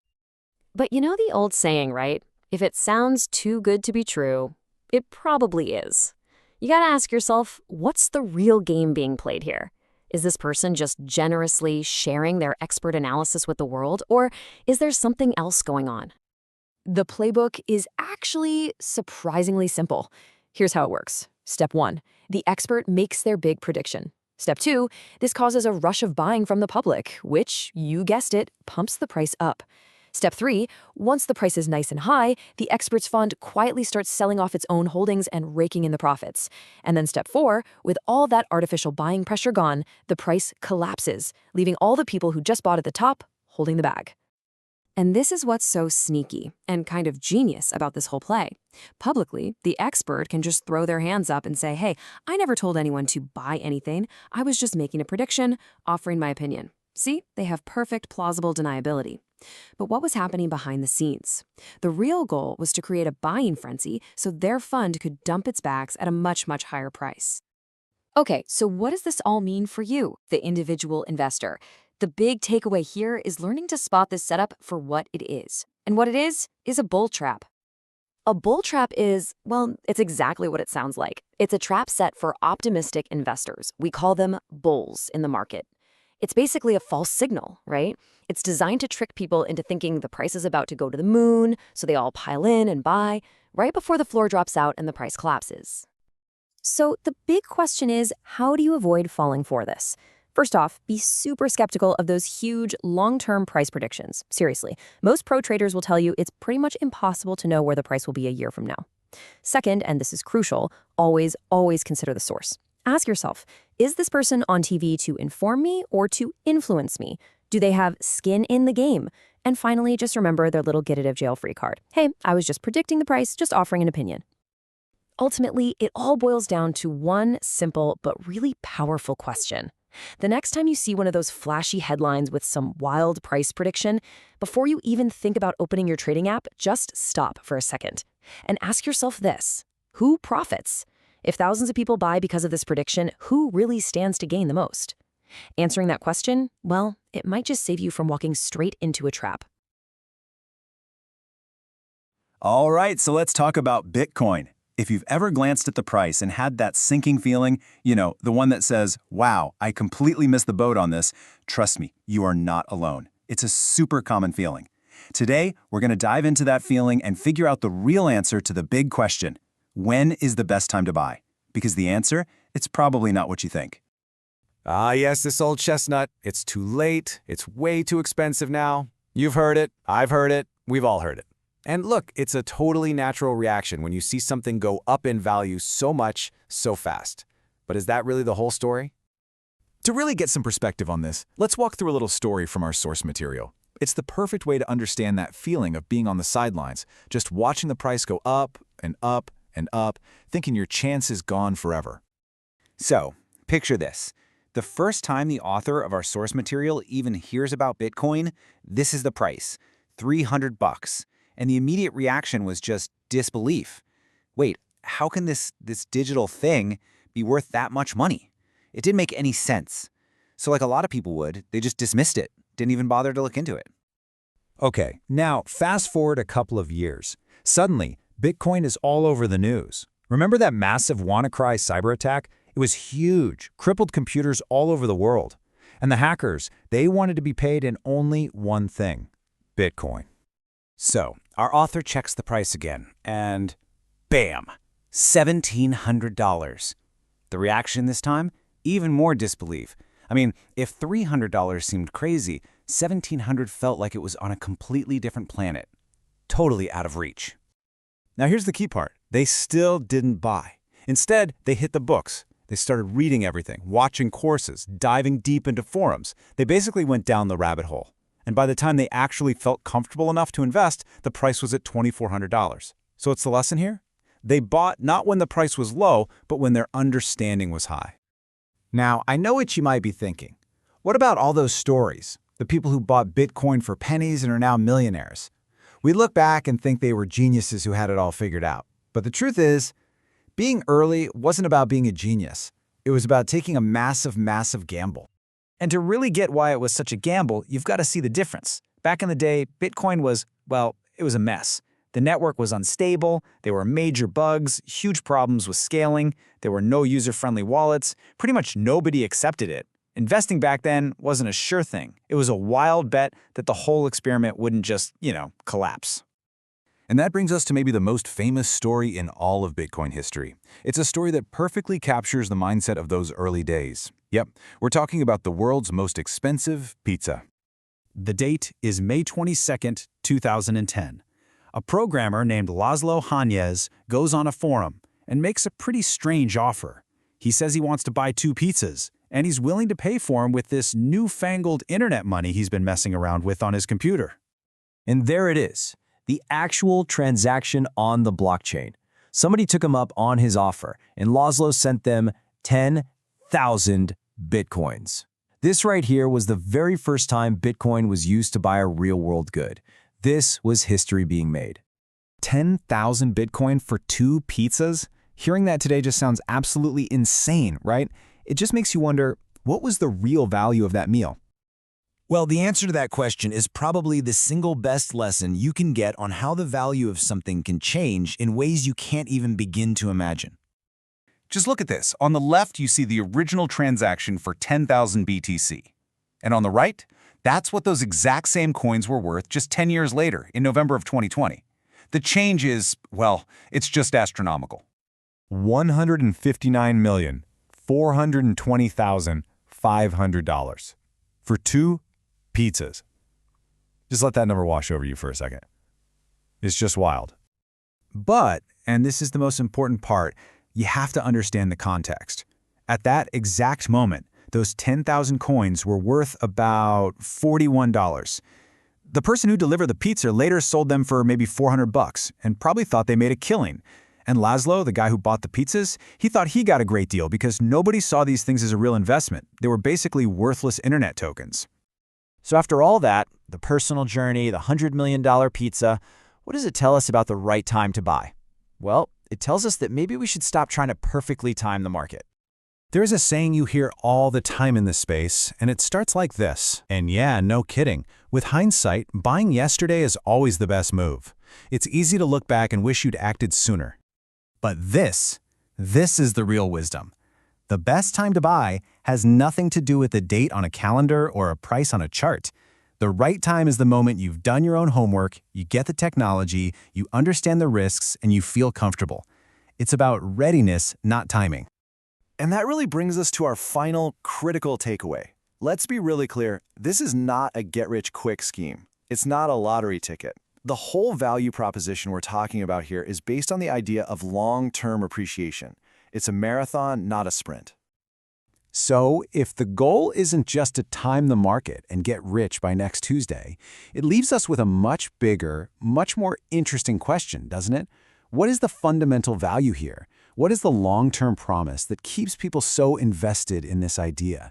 And exploring that question for yourself, well, that's where the real journey begins. All right, let's talk about a question that I think haunts pretty much every investor out there. But here's the thing. The answer is probably not what you're expecting. See, it has nothing to do with charts or dates. It's about something way, way more powerful. So let's just ask it straight up. When is the absolute worst time to buy Bitcoin? You know, is it a Tuesday afternoon, maybe the top of the hour, or when some super secret technical indicator flashes bright red? Nope. The real answer, it's actually a lot simpler. And, well, a lot more human. See, the worst time to buy Bitcoin isn't a date you can just circle on your calendar. It's a feeling. And I'm talking about a powerful, gut-wrenching, psychological state that makes even the smartest people, well, do some really dumb things with their money. To really get a handle on just how destructive this feeling can be, we've got to look at a real-life story. Okay, so let's dive into a painful personal lesson. And this isn't some abstract theory either. This is the true story of how one investor learned this lesson the absolute hardest way possible, all in a single, frantic day. So here's the play-by-play of this 24-hour mistake. The price drops to $11,000, and our investor is thinking, this is it, this is my chance. But, oh no, the exchanges are overloaded. He's locked out. Can you just imagine the frustration? The panic is setting in. 4 hours later, he finally gets in, but the price has already rocketed up to $14,000. So what does he do? Does he wait for a better entry point? Of course not. He slams that buy button, and you can probably guess what happens next. The very next day, the price is right back where he started, $11,000. Just a brutal, instant loss. And this quote, man, it just says everything, doesn't it? I was in such a hype to buy Bitcoins, I just couldn't wait any longer. This wasn't a calculated move. This wasn't about market analysis. This was a decision driven purely by hype and that awful, intense pressure of feeling like you're being left behind. And, you know, that feeling, it has a name. So now we get to name this powerful emotion. It's something you've definitely heard of, but I'm telling you, its power in the financial world is just wildly underestimated. We are, of course, talking about FOMO. Fear of missing out. You know the feeling. We've all been there, right? You're scrolling through social media, you see pictures from a party you didn't get invited to, and you feel that little pang of anxiety. Well, in investing, that little pang turns into an absolute roar. It's this crippling belief that everyone else is getting rich and you are about to miss the rocket ship for good. And its influence is it's enormous. Okay, so this is what's really fascinating. Who actually gets FOMO? You think, oh, it's just for the rookies, the newbies, right? But look at this list. It hits everyone. I'm talking unqualified investors, sure, but also experienced traders, technical analysts, money managers, even gigantic hedge funds. Seriously, no one is immune. So let's zoom out a bit. Let's see how this one feeling goes from one person's bad trade to a full-blown global market frenzy. And for that, the 2017 bull run is our perfect, and I mean perfect case study. And this chart right here, wow, it just shows you the sheer scale of what happened. So the run really got started around $7,000, but then, fueled by nothing but pure hype, it just skyrocketed. We're talking nearly tripling in value to a peak of $20,000. This had nothing to do with fundamentals. This was just a tidal wave of pure, unfiltered FOMO. So what actually lit the fuse on this thing? Well, it was basically a perfect storm. All of a sudden, Bitcoin was everywhere, on all the mainstream news channels. You had rumors flying around that big Wall Street money was about to flood in. And then, and this was a big one, major legit exchanges like the CME and CBOE launched Bitcoin futures. That gave it this huge stamp of approval. And the result? A mad dash of new investors who knew basically nothing about what they were buying, except for one thing. They had to get in, and they had to get in right now. But here's the problem. A market that's built on pure emotion, well, it's a house of cards. It's just not sustainable. So what happens when that fear of missing out flips and suddenly becomes the fear of losing everything? Well, that's when you enter the FOMO to panic pipeline. Okay, this comparison is so important. It shows you that there are two totally different games being played at the same time. On one side, you have the FOMO crowd. They hear the news, they feel the hype, and they jump in and buy at the absolute top. We're talking $15,000, $16,000, $18,000. But the savvy investor, they see that exact same hype and think, whoa, red flag. They see it as a sign that the market is way overheated. So what do?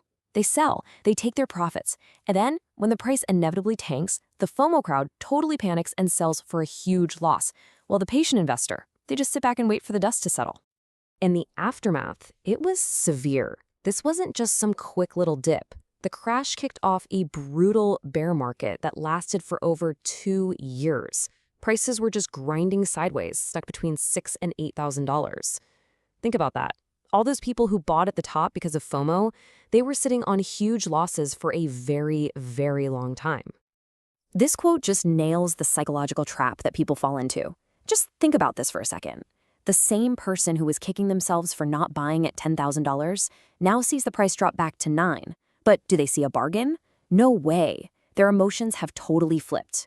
That old fear of missing out is gone, and it's been replaced by a new fear, the fear of losing even more. So they panic sell, locking in their losses at the absolute worst possible moment. Okay, so we've seen the personal pain. We've seen the market-wide chaos that this one single emotion can cause. So what's the big takeaway? How do you protect yourself?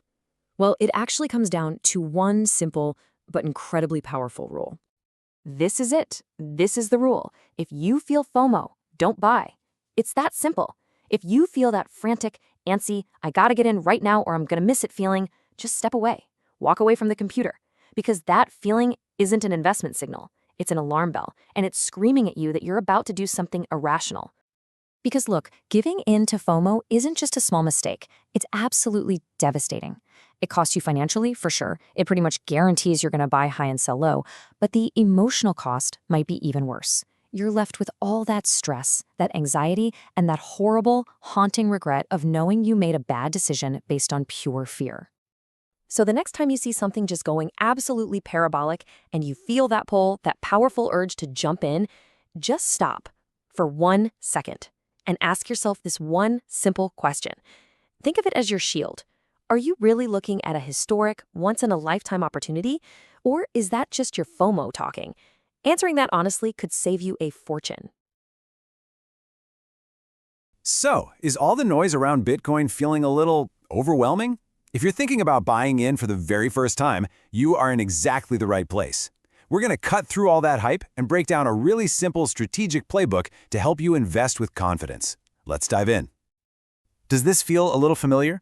You know, every time Bitcoin's price goes on a wild ride or some huge news story breaks, that pressure to buy just kicks in.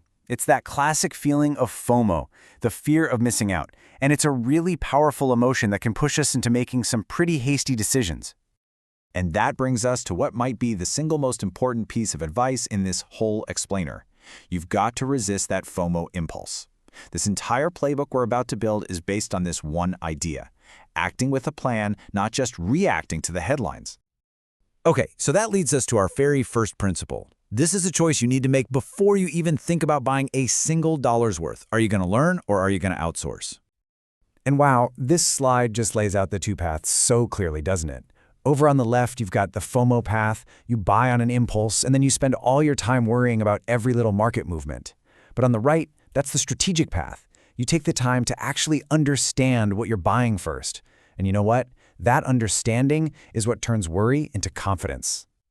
So if you do decide to take that strategic path, you've really got two options.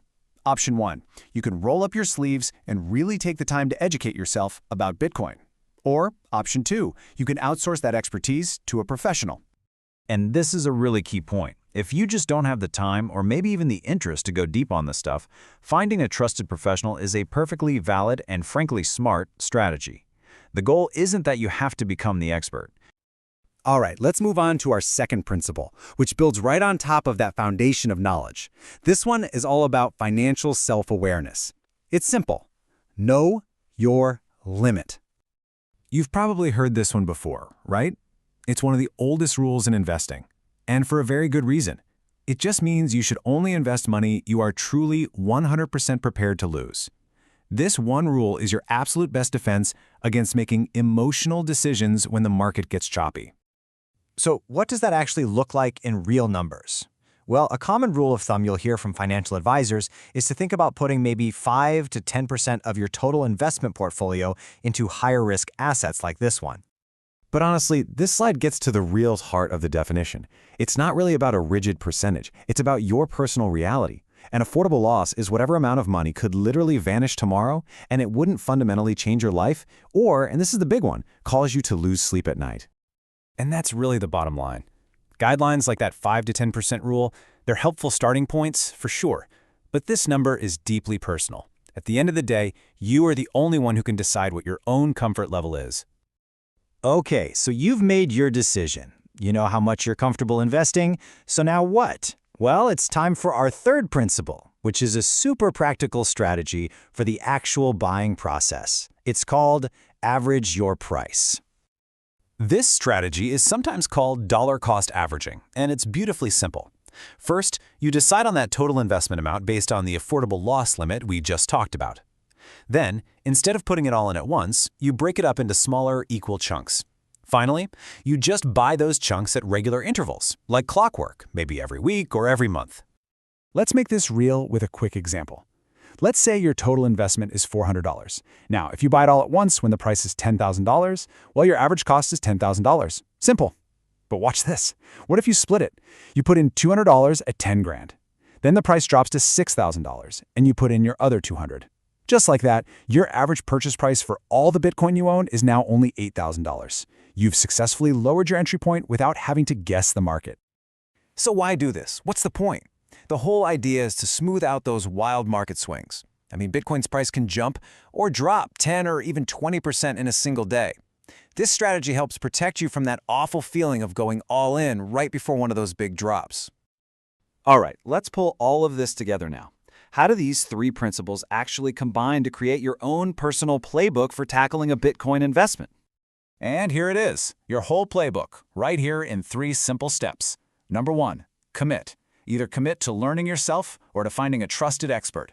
2, get honest and define your absolute affordable loss limit. And 3, when you're ready, don't buy all at once. Average your price over time. That's it. That's the playbook. And you know, this all leads to one final really important question. This playbook of learning first, setting limits, and acting with a clear strategy, it isn't just about Bitcoin. It's about a smarter way to approach any investment. So think about it. How will you apply this non-FOMO approach to the rest of your financial future? Thanks so much for joining us for this explainer. All right, let's talk about something you've probably heard a ton about, Bitcoin. It gets called all sorts of things, right? Digital gold, the future of money, but what's the real story? You've seen the headlines, but let's actually dive in and break down what makes this digital currency so revolutionary. We're going to go piece by piece. So, here's how we're going to break it all down. First, we'll tackle the big why behind Bitcoin. Then, we'll get into what it means to have total control over your own money. After that, we'll pop the hood and see how the tech actually works. And finally, we'll look at why Bitcoin is a totally new kind of asset. Sound good? Okay, so first things first, why does Bitcoin even exist? And to really get that, you have to look at some of the problems with, the way money usually works.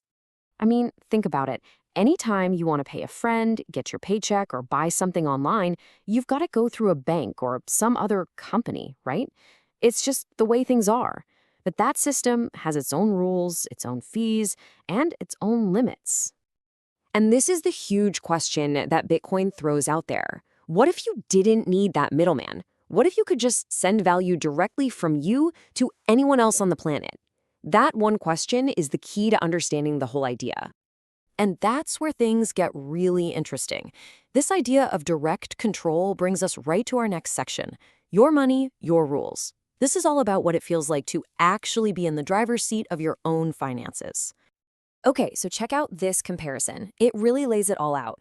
On the one hand, you have traditional banking. You need permission, there's always a third party involved, and there can be borders that get in the way. But with Bitcoin, it's a whole different game. It's permissionless, meaning you don't have to ask anyone.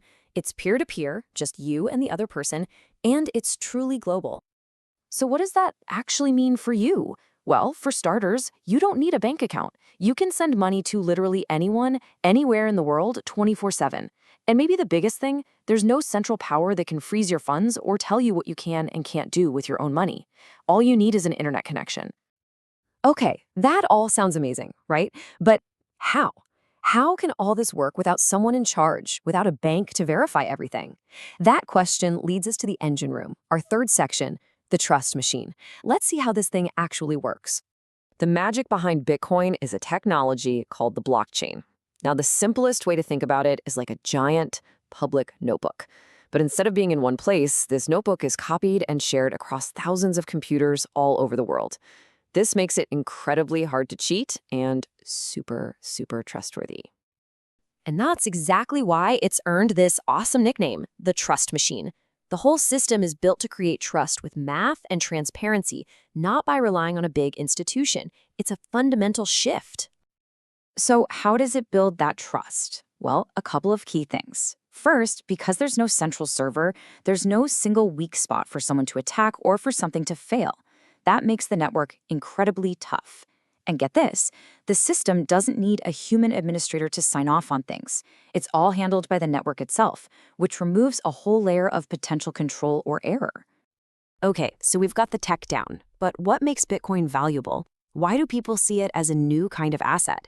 That's what we're tackling in our final section. Let's talk value. This number you see on the screen, this is maybe the most important thing you need to know about Bitcoin. 21 million.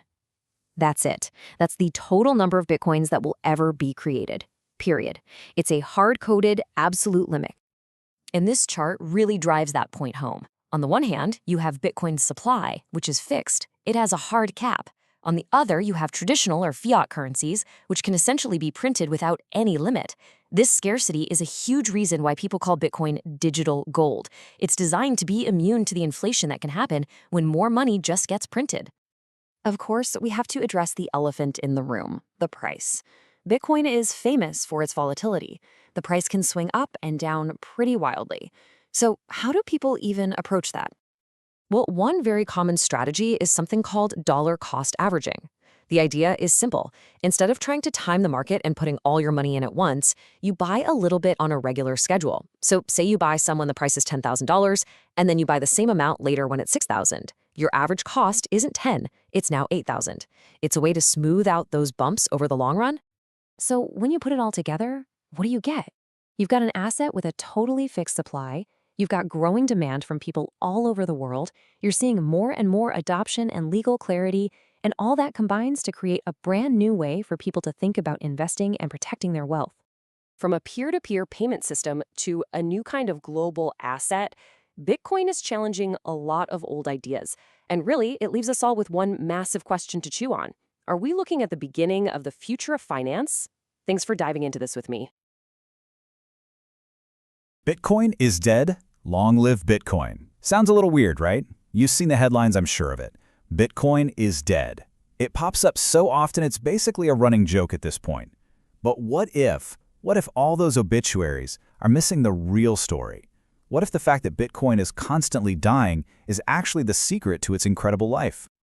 I mean, just look at this. There are entire websites dedicated to tracking every single time Bitcoin has supposedly died, and the current count, a staggering 383 times. Just let that sink in for a second. 383 separate occasions where somebody, somewhere, declared it dead and wrote its obituary. And yet, here we are. It's still here. So, what is really going on here? Is this just the longest, most dramatic death scene in financial history?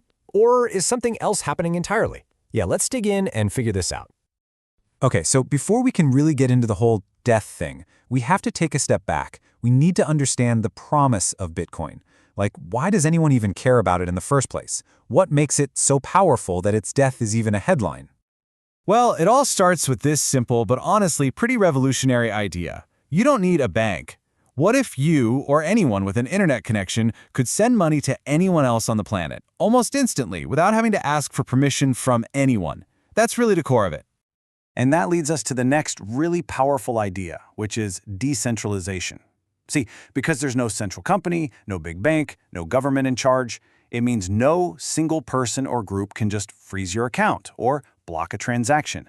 The whole system is designed to put you in control of your own money. Then you've got this idea of digital scarcity. Think about it. Traditional currencies, like the dollar or the euro, can basically be printed endlessly, right? Well, with Bitcoin, there's a hard cap, a fixed supply. There will only ever be 21 million Bitcoin. That rule is literally baked into the code, and it's designed to protect its value from inflation. And of course, because it's built on the internet, it's a truly global peer-to-peer network. This is huge. For literally millions of people around the world who don't have access to normal banks, all they need is a smartphone, and boom, they can connect to a global financial network. It's a potential gateway to the entire world economy for everyone. So when you put all of that together, you really start to see the vision, right? We're talking about a system with no bank needed, no central authority, and no single point of failure. It's got a fixed supply, so no inflation. It's global with low fees, and it's all built on this incredibly secure technology we call the blockchain. The big idea is to be this trusted global financial network for the digital age. Okay, so that's the promise. Which brings us right back to our central question. If it's so powerful, why does it keep dying? Let's take a look at the history of these obituaries. The first time someone declared Bitcoin dead was way back in 2010. And check out this pattern. When the price hit $100, it's dead. $1,000? Oh, it's definitely dead now. $10,000? Yep, dead again. Heck, even at its massive peak in 2017 of nearly $20,000, you guessed it, declared dead. It's like the obituaries just get more and more expensive. You starting to see the pattern here? So what is actually behind these headlines? Well, it turns out most of them follow a pretty predictable script. Let's break down the two main narratives. Yeah, there's a definite Bitcoin is dead playbook. Two main plays show up over and over. First, you've got the narrative that it's only for criminals, which, conveniently ignores the fact that criminals use all kinds of money, including good old-fashioned dollars and euros. The second one, and this one is way more common, is the price is crashing narrative. After the price goes way up, any drop is framed as a fatal collapse, even when it's just how a volatile market works. And you know what it all comes down to? It's the media loving a juicy headline. Let's be real. Bitcoin is dead gets a lot more clicks than the more accurate, but kind of boring, Bitcoin is experiencing a healthy market correction, right? Okay, so this brings us to the final and I think most fascinating part of this whole story, the resilience paradox. Let's completely reframe this. What if the obituaries mean the opposite of what they say? What if every single one is actually a sign of strength? Just think about this quote for a second. The more often Bitcoin dies, the more it will hit the news. Every single time a major media outlet screams that Bitcoin is dead, the idea of Bitcoin gets introduced to millions of new people. It's basically free marketing on a massive global scale. And you know, when you hear that something has died for the 10th time, or the 50th, or the 100th time, you start to get a little curious, don't you? You start to think, obviously something isn't right with this story. These so-called fake news stories actually provide an opportunity for people to do their own research. They push people to look past the headlines and decide for themselves if this thing has any value. Which brings us right back to this number, 383, obituaries and counting. Every single one of those deaths was a stress test for the network. And every single time, it survived. And you know what? A lot of the time, it came back even stronger. So look, after surviving literally hundreds of media attacks, all kinds of scandals, and massive market crashes, the evidence seems pretty overwhelming. The fact is that Bitcoin is here to stay. So maybe the best way to look at all this is, these aren't obituaries, they're birth announcements. Each time a headline proclaims its death, it's actually announcing its existence to a whole new wave of people. It's not a funeral, it's just a really strange but incredibly effective birth announcement, happening over and over again. And that is the real story here. The narrative that Bitcoin is always dying is one of the most persistent and, weirdly enough, one of the strongest arguments for why it survives.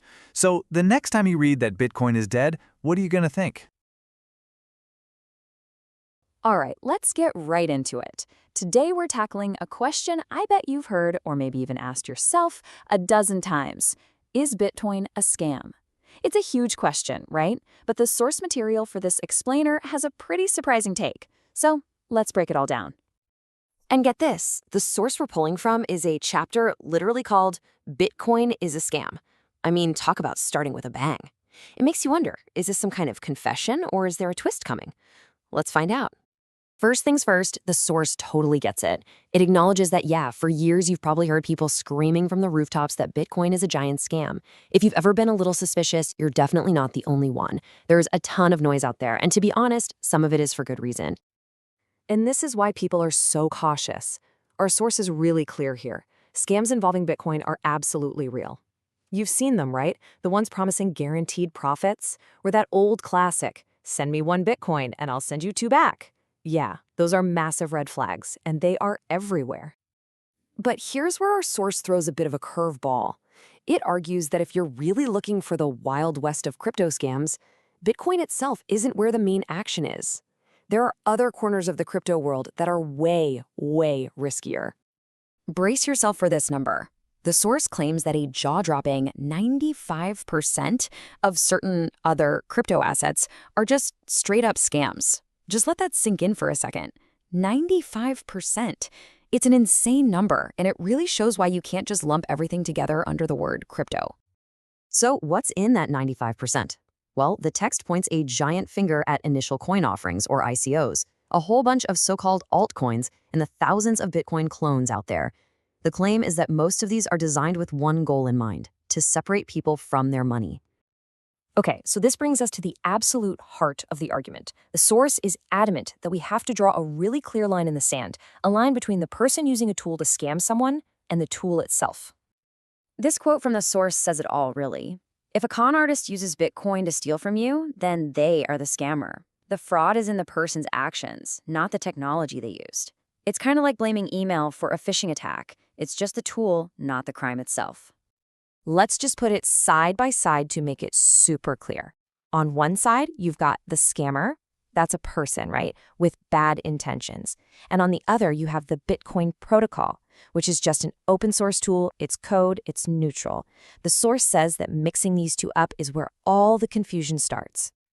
To really get to the bottom of this, we've got to ask a more basic question. Like, what even is a scam? What's the secret ingredient that every single scam in history has to have to work? So yeah, let's ask it directly. What is that one essential thing? Because the source gives us a really simple, clear definition that becomes the key to its whole argument. And there it is. A scam is a scheme that needs hidden information to work. The person running the scam knows something that you don't, and they use that information gap against you. If there are no secrets, the whole thing just falls apart. Okay, so let's take that definition and hold it up against Bitcoin. If a scam absolutely requires hidden information, what happens when you have a system that was specifically designed to have no secrets at all? This is the knockout punch of the counterargument. Bitcoin isn't a company with a secret formula locked in a vault. It's an open source protocol. That means its entire blueprint, every single rule, is public. And think about what open source really means. It means there is, by definition, no hidden information. You, me, anyone on the planet can download the software and look at every single line of code. There are no trapdoors, no secret backend deals. It's all just there. And look, let's be real, this code is seriously complex. We're talking about deep-level stuff like elliptic curve cryptography and SHA-256 hashing algorithms. But here's the thing, you don't have to be a math genius to get the point. The key isn't that it's simple, it's that it's public. Complex is not the same thing as hidden. So, where does all this leave us? What's the big takeaway here? Well, the source brings us to a really clear conclusion, but it also hands us a pretty big responsibility. So, to wrap up the logic from our source, if a scam requires secrets to work and Bitcoin's code has no secrets, then Bitcoin itself cannot be a scam. The argument is that simple, all hinging on that one definition. And that leaves us with one final, really important question. The protocol itself might be an open book, but the people using it? That's a different story. The real challenge isn't trying to find a secret flaw in the code. The real challenge is learning to spot the bad actors who use this open technology for their own gain. The question isn't whether the tool is a scam, but whether we're all smart enough to see through the people who try to wield it like one. All right, today we're tackling one of the biggest, most heated debates in finance, and we're going to do it by looking at one really interesting analysis. The question itself seems pretty straightforward, but the answer, well, it might not be what you expect. You've heard it a million times, right? Every time the price goes nuts, the question pops up again. Is Bitcoin just some huge financial bubble that's going to burst? Well, the perspective we're digging into today, it really offers a different way of looking at the whole thing. It might even change your mind. So when you hear people yelling bubble, these are usually the big ones they're thinking about, right? The tulip craze, the housing market crash, the dot-com bust. They're like the ghosts of bubbles past. But what if that's just the wrong comparison? The analysis we're looking at says, yeah, it's totally wrong. And this is really the central idea. The argument is that we're basically trying to shove a square peg into a round hole. We're using old world rules for a brand new digital age. So the thinking goes, maybe, just maybe, Bitcoin isn't history repeating itself. Maybe it's a completely new chapter. Wow, this quote right here, it really cuts to the core of the whole argument. The claim isn't just that Bitcoin isn't a bubble, but that it's the opposite. It's a potential escape from the very thing that causes bubbles. You know, the traditional government-issued currencies, what we call fiat. This analysis is basically saying those are the real source of the problem. Okay, so if we're being told that we're looking in the wrong direction, that Bitcoin itself isn't the bubble, then that leaves a huge question hanging in the air, doesn't it? What is? And folks, this is where things get really interesting. So the analysis points the finger, but not at Bitcoin. Instead, it points to that absolute chaotic explosion of thousands of other cryptocurrencies and those initial coin offerings, the ICOs. The main idea here is that we've been guilty of lumping Bitcoin in with this wild, speculative mania that, according to this argument, it was never really a part of to begin with. And to really drive this point home, the source makes a really powerful comparison. It calls that whole 2017 ICO boom the crypto world's very own dot-com moment. And you know what? When you start to look at the details, the comparison is, well, it's pretty striking. I mean, look at this. The parallels are just, they're almost spooky. You see the exact same pattern in both eras. You've got tons of hype, but no actual product. Valuations just shooting to the moon based on an announcement. And then, poof, so many of these companies and projects just vanished into thin air. This really breaks down the anatomy of the hype perfectly. It's like a simple, repeatable recipe. Step 1, some company makes a huge announcement, right? Promises the world. Step 2, the stock price or the token value just soars. And then, step 3, it all comes out that there's no actual tech. No product, nothing. It was all just an idea on paper. We saw it with .com stocks, and this analysis says we saw it again with tons of ICOs. And this wasn't just about projects that didn't pan out. We're talking about straight-up scams and, get this, actual parody coins that people threw real money at. You add these huge fraudulent schemes like BitConnect, and right alongside them, joke coins like Seriously, Jesus Coin, and Bitcoin. It just goes to show you how absolutely wild and frothy the market was back then. All right, so if the big argument is that the ICO boom was the real bubble, that brings us right back to where we started. What about Bitcoin? Where does that leave the original crypto? And this right here is the main takeaway from the whole analysis. Yes, there was absolutely a bubble, but it was in the wider cryptocurrency market. It was a speculative frenzy that just swept up thousands of these unproven projects. But, and this is the key point, the argument is that Bitcoin needs to be seen as something separate. It should be judged on its own, away from all that chaos. So when you boil it all down, the conclusion is actually pretty simple. The reason Bitcoin doesn't fit into that classic bubble mold is because, well, it's not even playing the same game. As the author puts it, quite simply, Bitcoin is something else. And that really leaves us with a huge question, one that's super relevant today. In a world that moves this fast, when we see the next big, explosive thing, how do we know?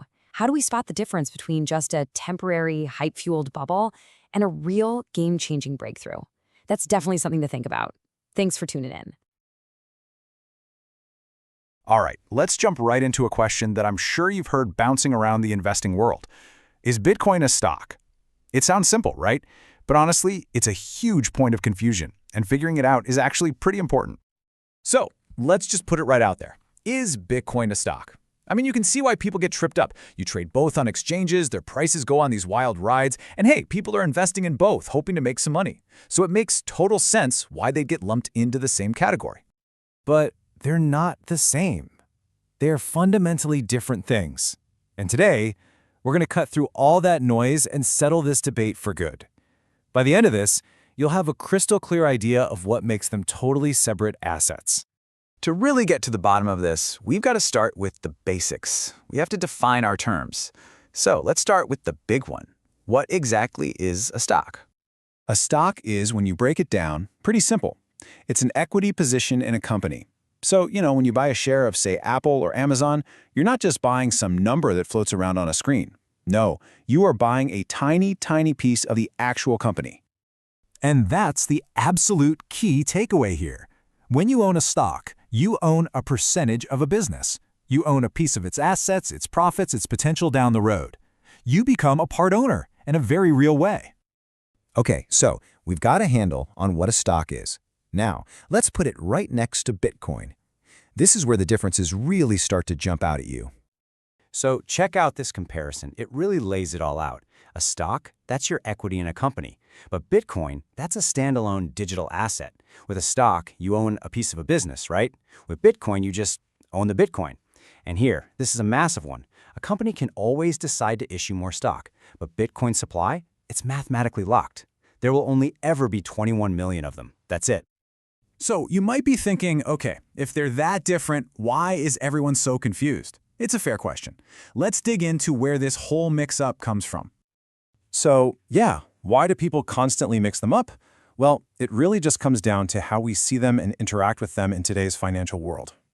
It's really two main things. First, the online exchanges where you buy and sell this stuff, they can look and feel almost identical. Same charts, same buttons. But second, and this is the real kicker, is when major exchanges like the CME and CBOE started offering Bitcoin futures, trading right alongside all the traditional stuff. And this whole futures thing is probably the #1 cause of all this confusion. But when you actually lift the hood and see how it works, you realize that trading Bitcoin futures has surprisingly little to do with actually owning Bitcoin itself. So how do they even work? Well, think of it as a structured bet. Step 1, you're just betting on where you think Bitcoin's price is going to go. Step 2, you place that bet using regular old cash, fiat currency like US dollars. And here's the most important part, step 3. If your bet pays off, you get paid out in dollars, not in Bitcoin. Let that sink in for a second. When you're playing in the Bitcoin futures market, you never buy, you never hold, you never even touch a single Bitcoin. You're just making a cash bet on which way its price is going to move. That's it. So now that we've broken down what a stock is, how Bitcoin is different, and where all the confusion comes from, we can finally get to the bottom line. And we can say it, once and for all, loud and clear, Bitcoin is not a stock. It's a completely different type of asset, with its own set of rules and its own unique properties. Period. And that really leaves us with an even more interesting question. If it's not a stock, if it's not tied to a company that's making profits, then how in the world are we supposed to value it? Now that's a whole other can of worms, but it's the real question you can start asking now that you know what it is and what it isn't. All right, let's just jump right into it. Today, we're tackling a big one. Maybe the biggest accusation you hear about crypto. Is Bitcoin a pyramid scheme? You've heard it, right? Someone always chimes in, "Oh, Bitcoin, that's just a pyramid scheme." It's a really common claim. So what we're going to do today is push all the opinions to the side and look at what the source material actually says. How does this argument hold up when we break it down? So you gotta wonder, where does this idea even come from? Well, our source points out that the confusion is actually pretty understandable. I mean, it all comes down to that insane, rapid increase in value. When you see early investors getting these mind-blowing returns, it's totally natural to get a little suspicious, right? You start thinking, is this whole thing just being propped up by new people's money? Okay, so to really get to the bottom of this, we've got to be on the same page. We need to define our terms. Before we can even think about judging Bitcoin, we first have to agree on what a pyramid scheme actually is. And the source gives us a really straightforward definition. Basically, a pyramid scheme is just a system where the money from new people is used to pay off the people who got in earlier. The key thing here, the absolute core of it, is that there's no real product. No actual business value is being created. The entire game is just about recruiting more and more people. So let's break that down even more. The source lays out 4 key traits we need to look for. Number 1, you get paid commissions or dividends just for roping in new members. 2, there's no real product or business value behind it all. 3, it's a centralized system, with a few organizers at the top pulling all the strings. And finally, number 4, the creators can literally just pull the plug, collapse the whole scheme, and run off with everyone's money. So that's our checklist. Let's keep these 4 points in mind. All right, so we have our definition, we have our checklist. Now for the main event. Let's see how Bitcoin stacks up, point by point, using what our source material tells us. Okay, this is where it gets really interesting, comparing them side by side. Let's start with returns. With a pyramid scheme, you're getting paid to recruit, but with Bitcoin, any return you get comes from capital gains. Basically, you buy it and you hope to sell it for more on the open market later. Simple as that. Now, structure. Schemes are centralized, right? Run by con artists. Bitcoin is the total opposite. It's decentralized, with no central control. What about control? A founder can just shut down a scheme, but Bitcoin's inventor can't do that. And lastly, utility. A pyramid scheme has zero real-world value, but Bitcoin, as our source points out, can actually be used to buy goods and services. And that point about control is absolutely crucial. The source is super clear on this. It says that the inventor and even the earliest adopters of Bitcoin literally cannot collapse the system even if they wanted to. Think about that. That's a huge difference from a scheme where the organizers hold all the power.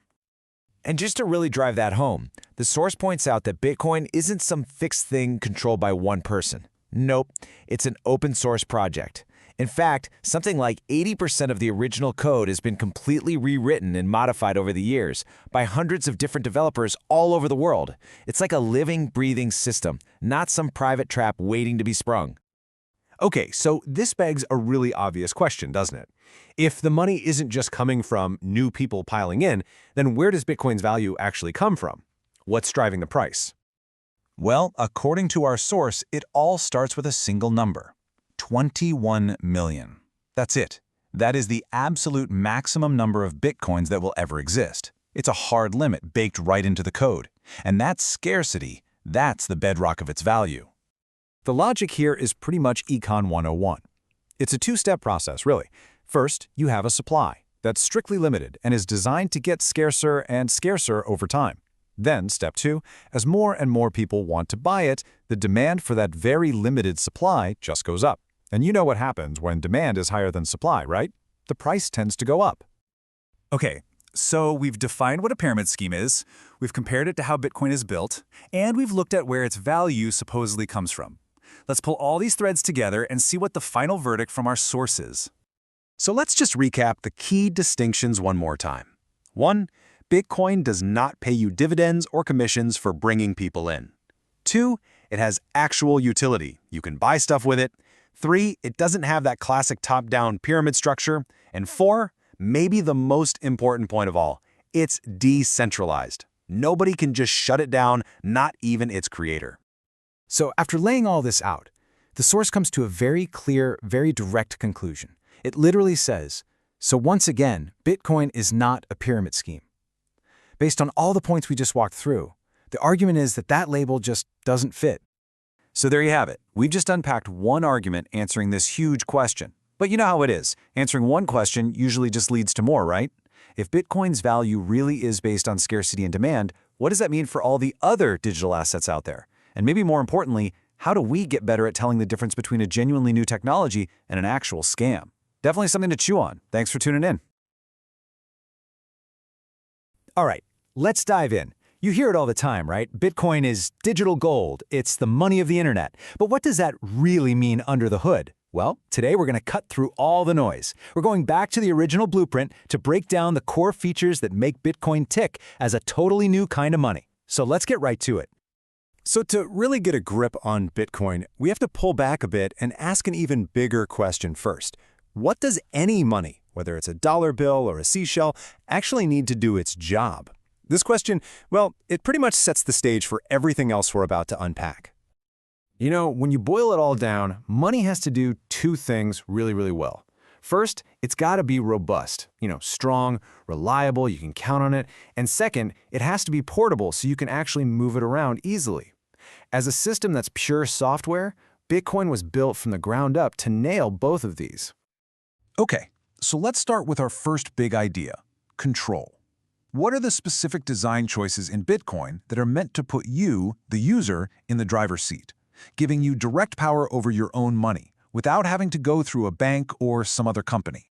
This idea of user control, it's really built on 5 crucial pillars. We're going to look at what it means for money to be censorship-resistant, to be permissionless, unfreezable, irreversible, and completely borderless. Let's break them down one by one. First up, censorship resistance. And this one is huge because the network is decentralized, meaning there's no single person or company in charge, no central authority, no bank, no government, nobody can step in and say, nope, that transaction is blocked. If you send it and it's a valid transaction, it's going through, period. And that flows right into our next point, it's permissionless. See, if nobody can stop your transaction, it also means that nobody can stop you from joining the network in the first place. You don't have to ask for permission. There's no sign-up form, no ID check, no approval process. You just download the software and boom, you're in. Okay, and this is where it gets really powerful. If no one can stop you from using the network, it also means no one can freeze your funds. This idea of an unfreezable account is just a massive departure from traditional banking, where a court order or a bank's decision can instantly lock you out of your own money. Next, we've got this concept of finality. A Bitcoin transaction, once it's confirmed by the network, is irreversible. It's done. Think about it like handing someone physical cash. Once it's in their hand, you can't just magically pull it back. This is a world away from credit card payments, which can be reversed with chargebacks, sometimes weeks or even months later. And finally, wrapping all of these features together is the fact that the system is completely borderless. It just doesn't care about your zip code or what country you're in. As long as you can get an internet connection, you can connect to the Bitcoin network. It's that simple. Okay, so we've seen how Bitcoin puts the user in control. But let's shift gears and talk about its other big advantage, the fact that it was literally born on the internet. What kind of perks do you get when your money is a true digital native? So here, we're going to explore 4 really cool features that come from being digital. It's absolutely insane uptime, how fast it is to get set up, this revolutionary payment idea called a push system, and the mind-bending concept of programmable money. First, let's talk uptime. Think about it. The Bitcoin network never, ever closes. It's chugging along 24/7, 365 days a year. No weekends off, no bank holidays, no sorry, we're closed. It's a global system that is just always on. Now, this next one is super important, but it's something a lot of people miss. It's the difference between how traditional money works, what's called a pull system, and how Bitcoin works, which is a push system. So, with systems like your credit card, you're using a pull system. You hand over your private info, your card number, expiration date, security code. You're basically giving the merchant the keys to your account, and then you trust them to pull the right amount out. Bitcoin completely flips that on its head. It's a push system. You are always in control. You sign a transaction and push the exact amount of money to the merchant. You never ever hand over your private keys, which means there's no sensitive data for them to lose or get stolen. And because it's all just software, Bitcoin is also programmable. This opens the door to some really powerful tools that just aren't possible in the old system. Things like requiring multiple people to sign off on a payment or locking up funds so they can't be spent until a certain date, kind of like a digital vault. Now, the source material does point out that some of the really complex smart contract ideas were actually disabled early on, but these core programmable features are still a fundamental part of how it all works. All right, let's tackle what might be the most confusing part of Bitcoin: privacy. You hear people say it's anonymous, but then you also hear it's completely transparent. So, which one is it?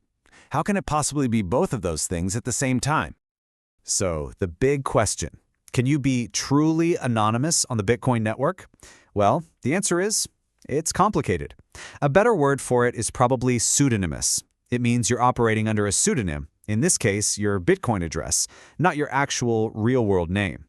And this is where you really see that paradox in action.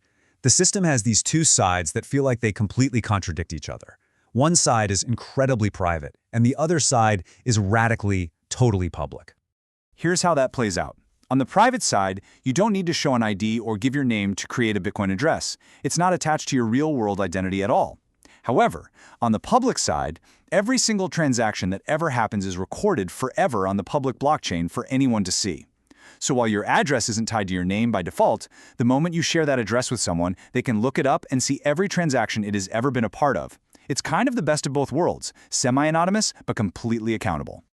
So, we've pretty clearly established Bitcoin's credentials as a powerful way to send and receive value, a medium of exchange. But the argument from our source material is that its job doesn't stop there. Those same features also make it a really compelling store of value. I mean, when you look at the classic checklist for what makes a good store of value, it's all here. It's got to be portable, durable, fungible, which just means each one is the same as the next. It has to be scarce, recognizable, really hard to fake, and have a predictable supply.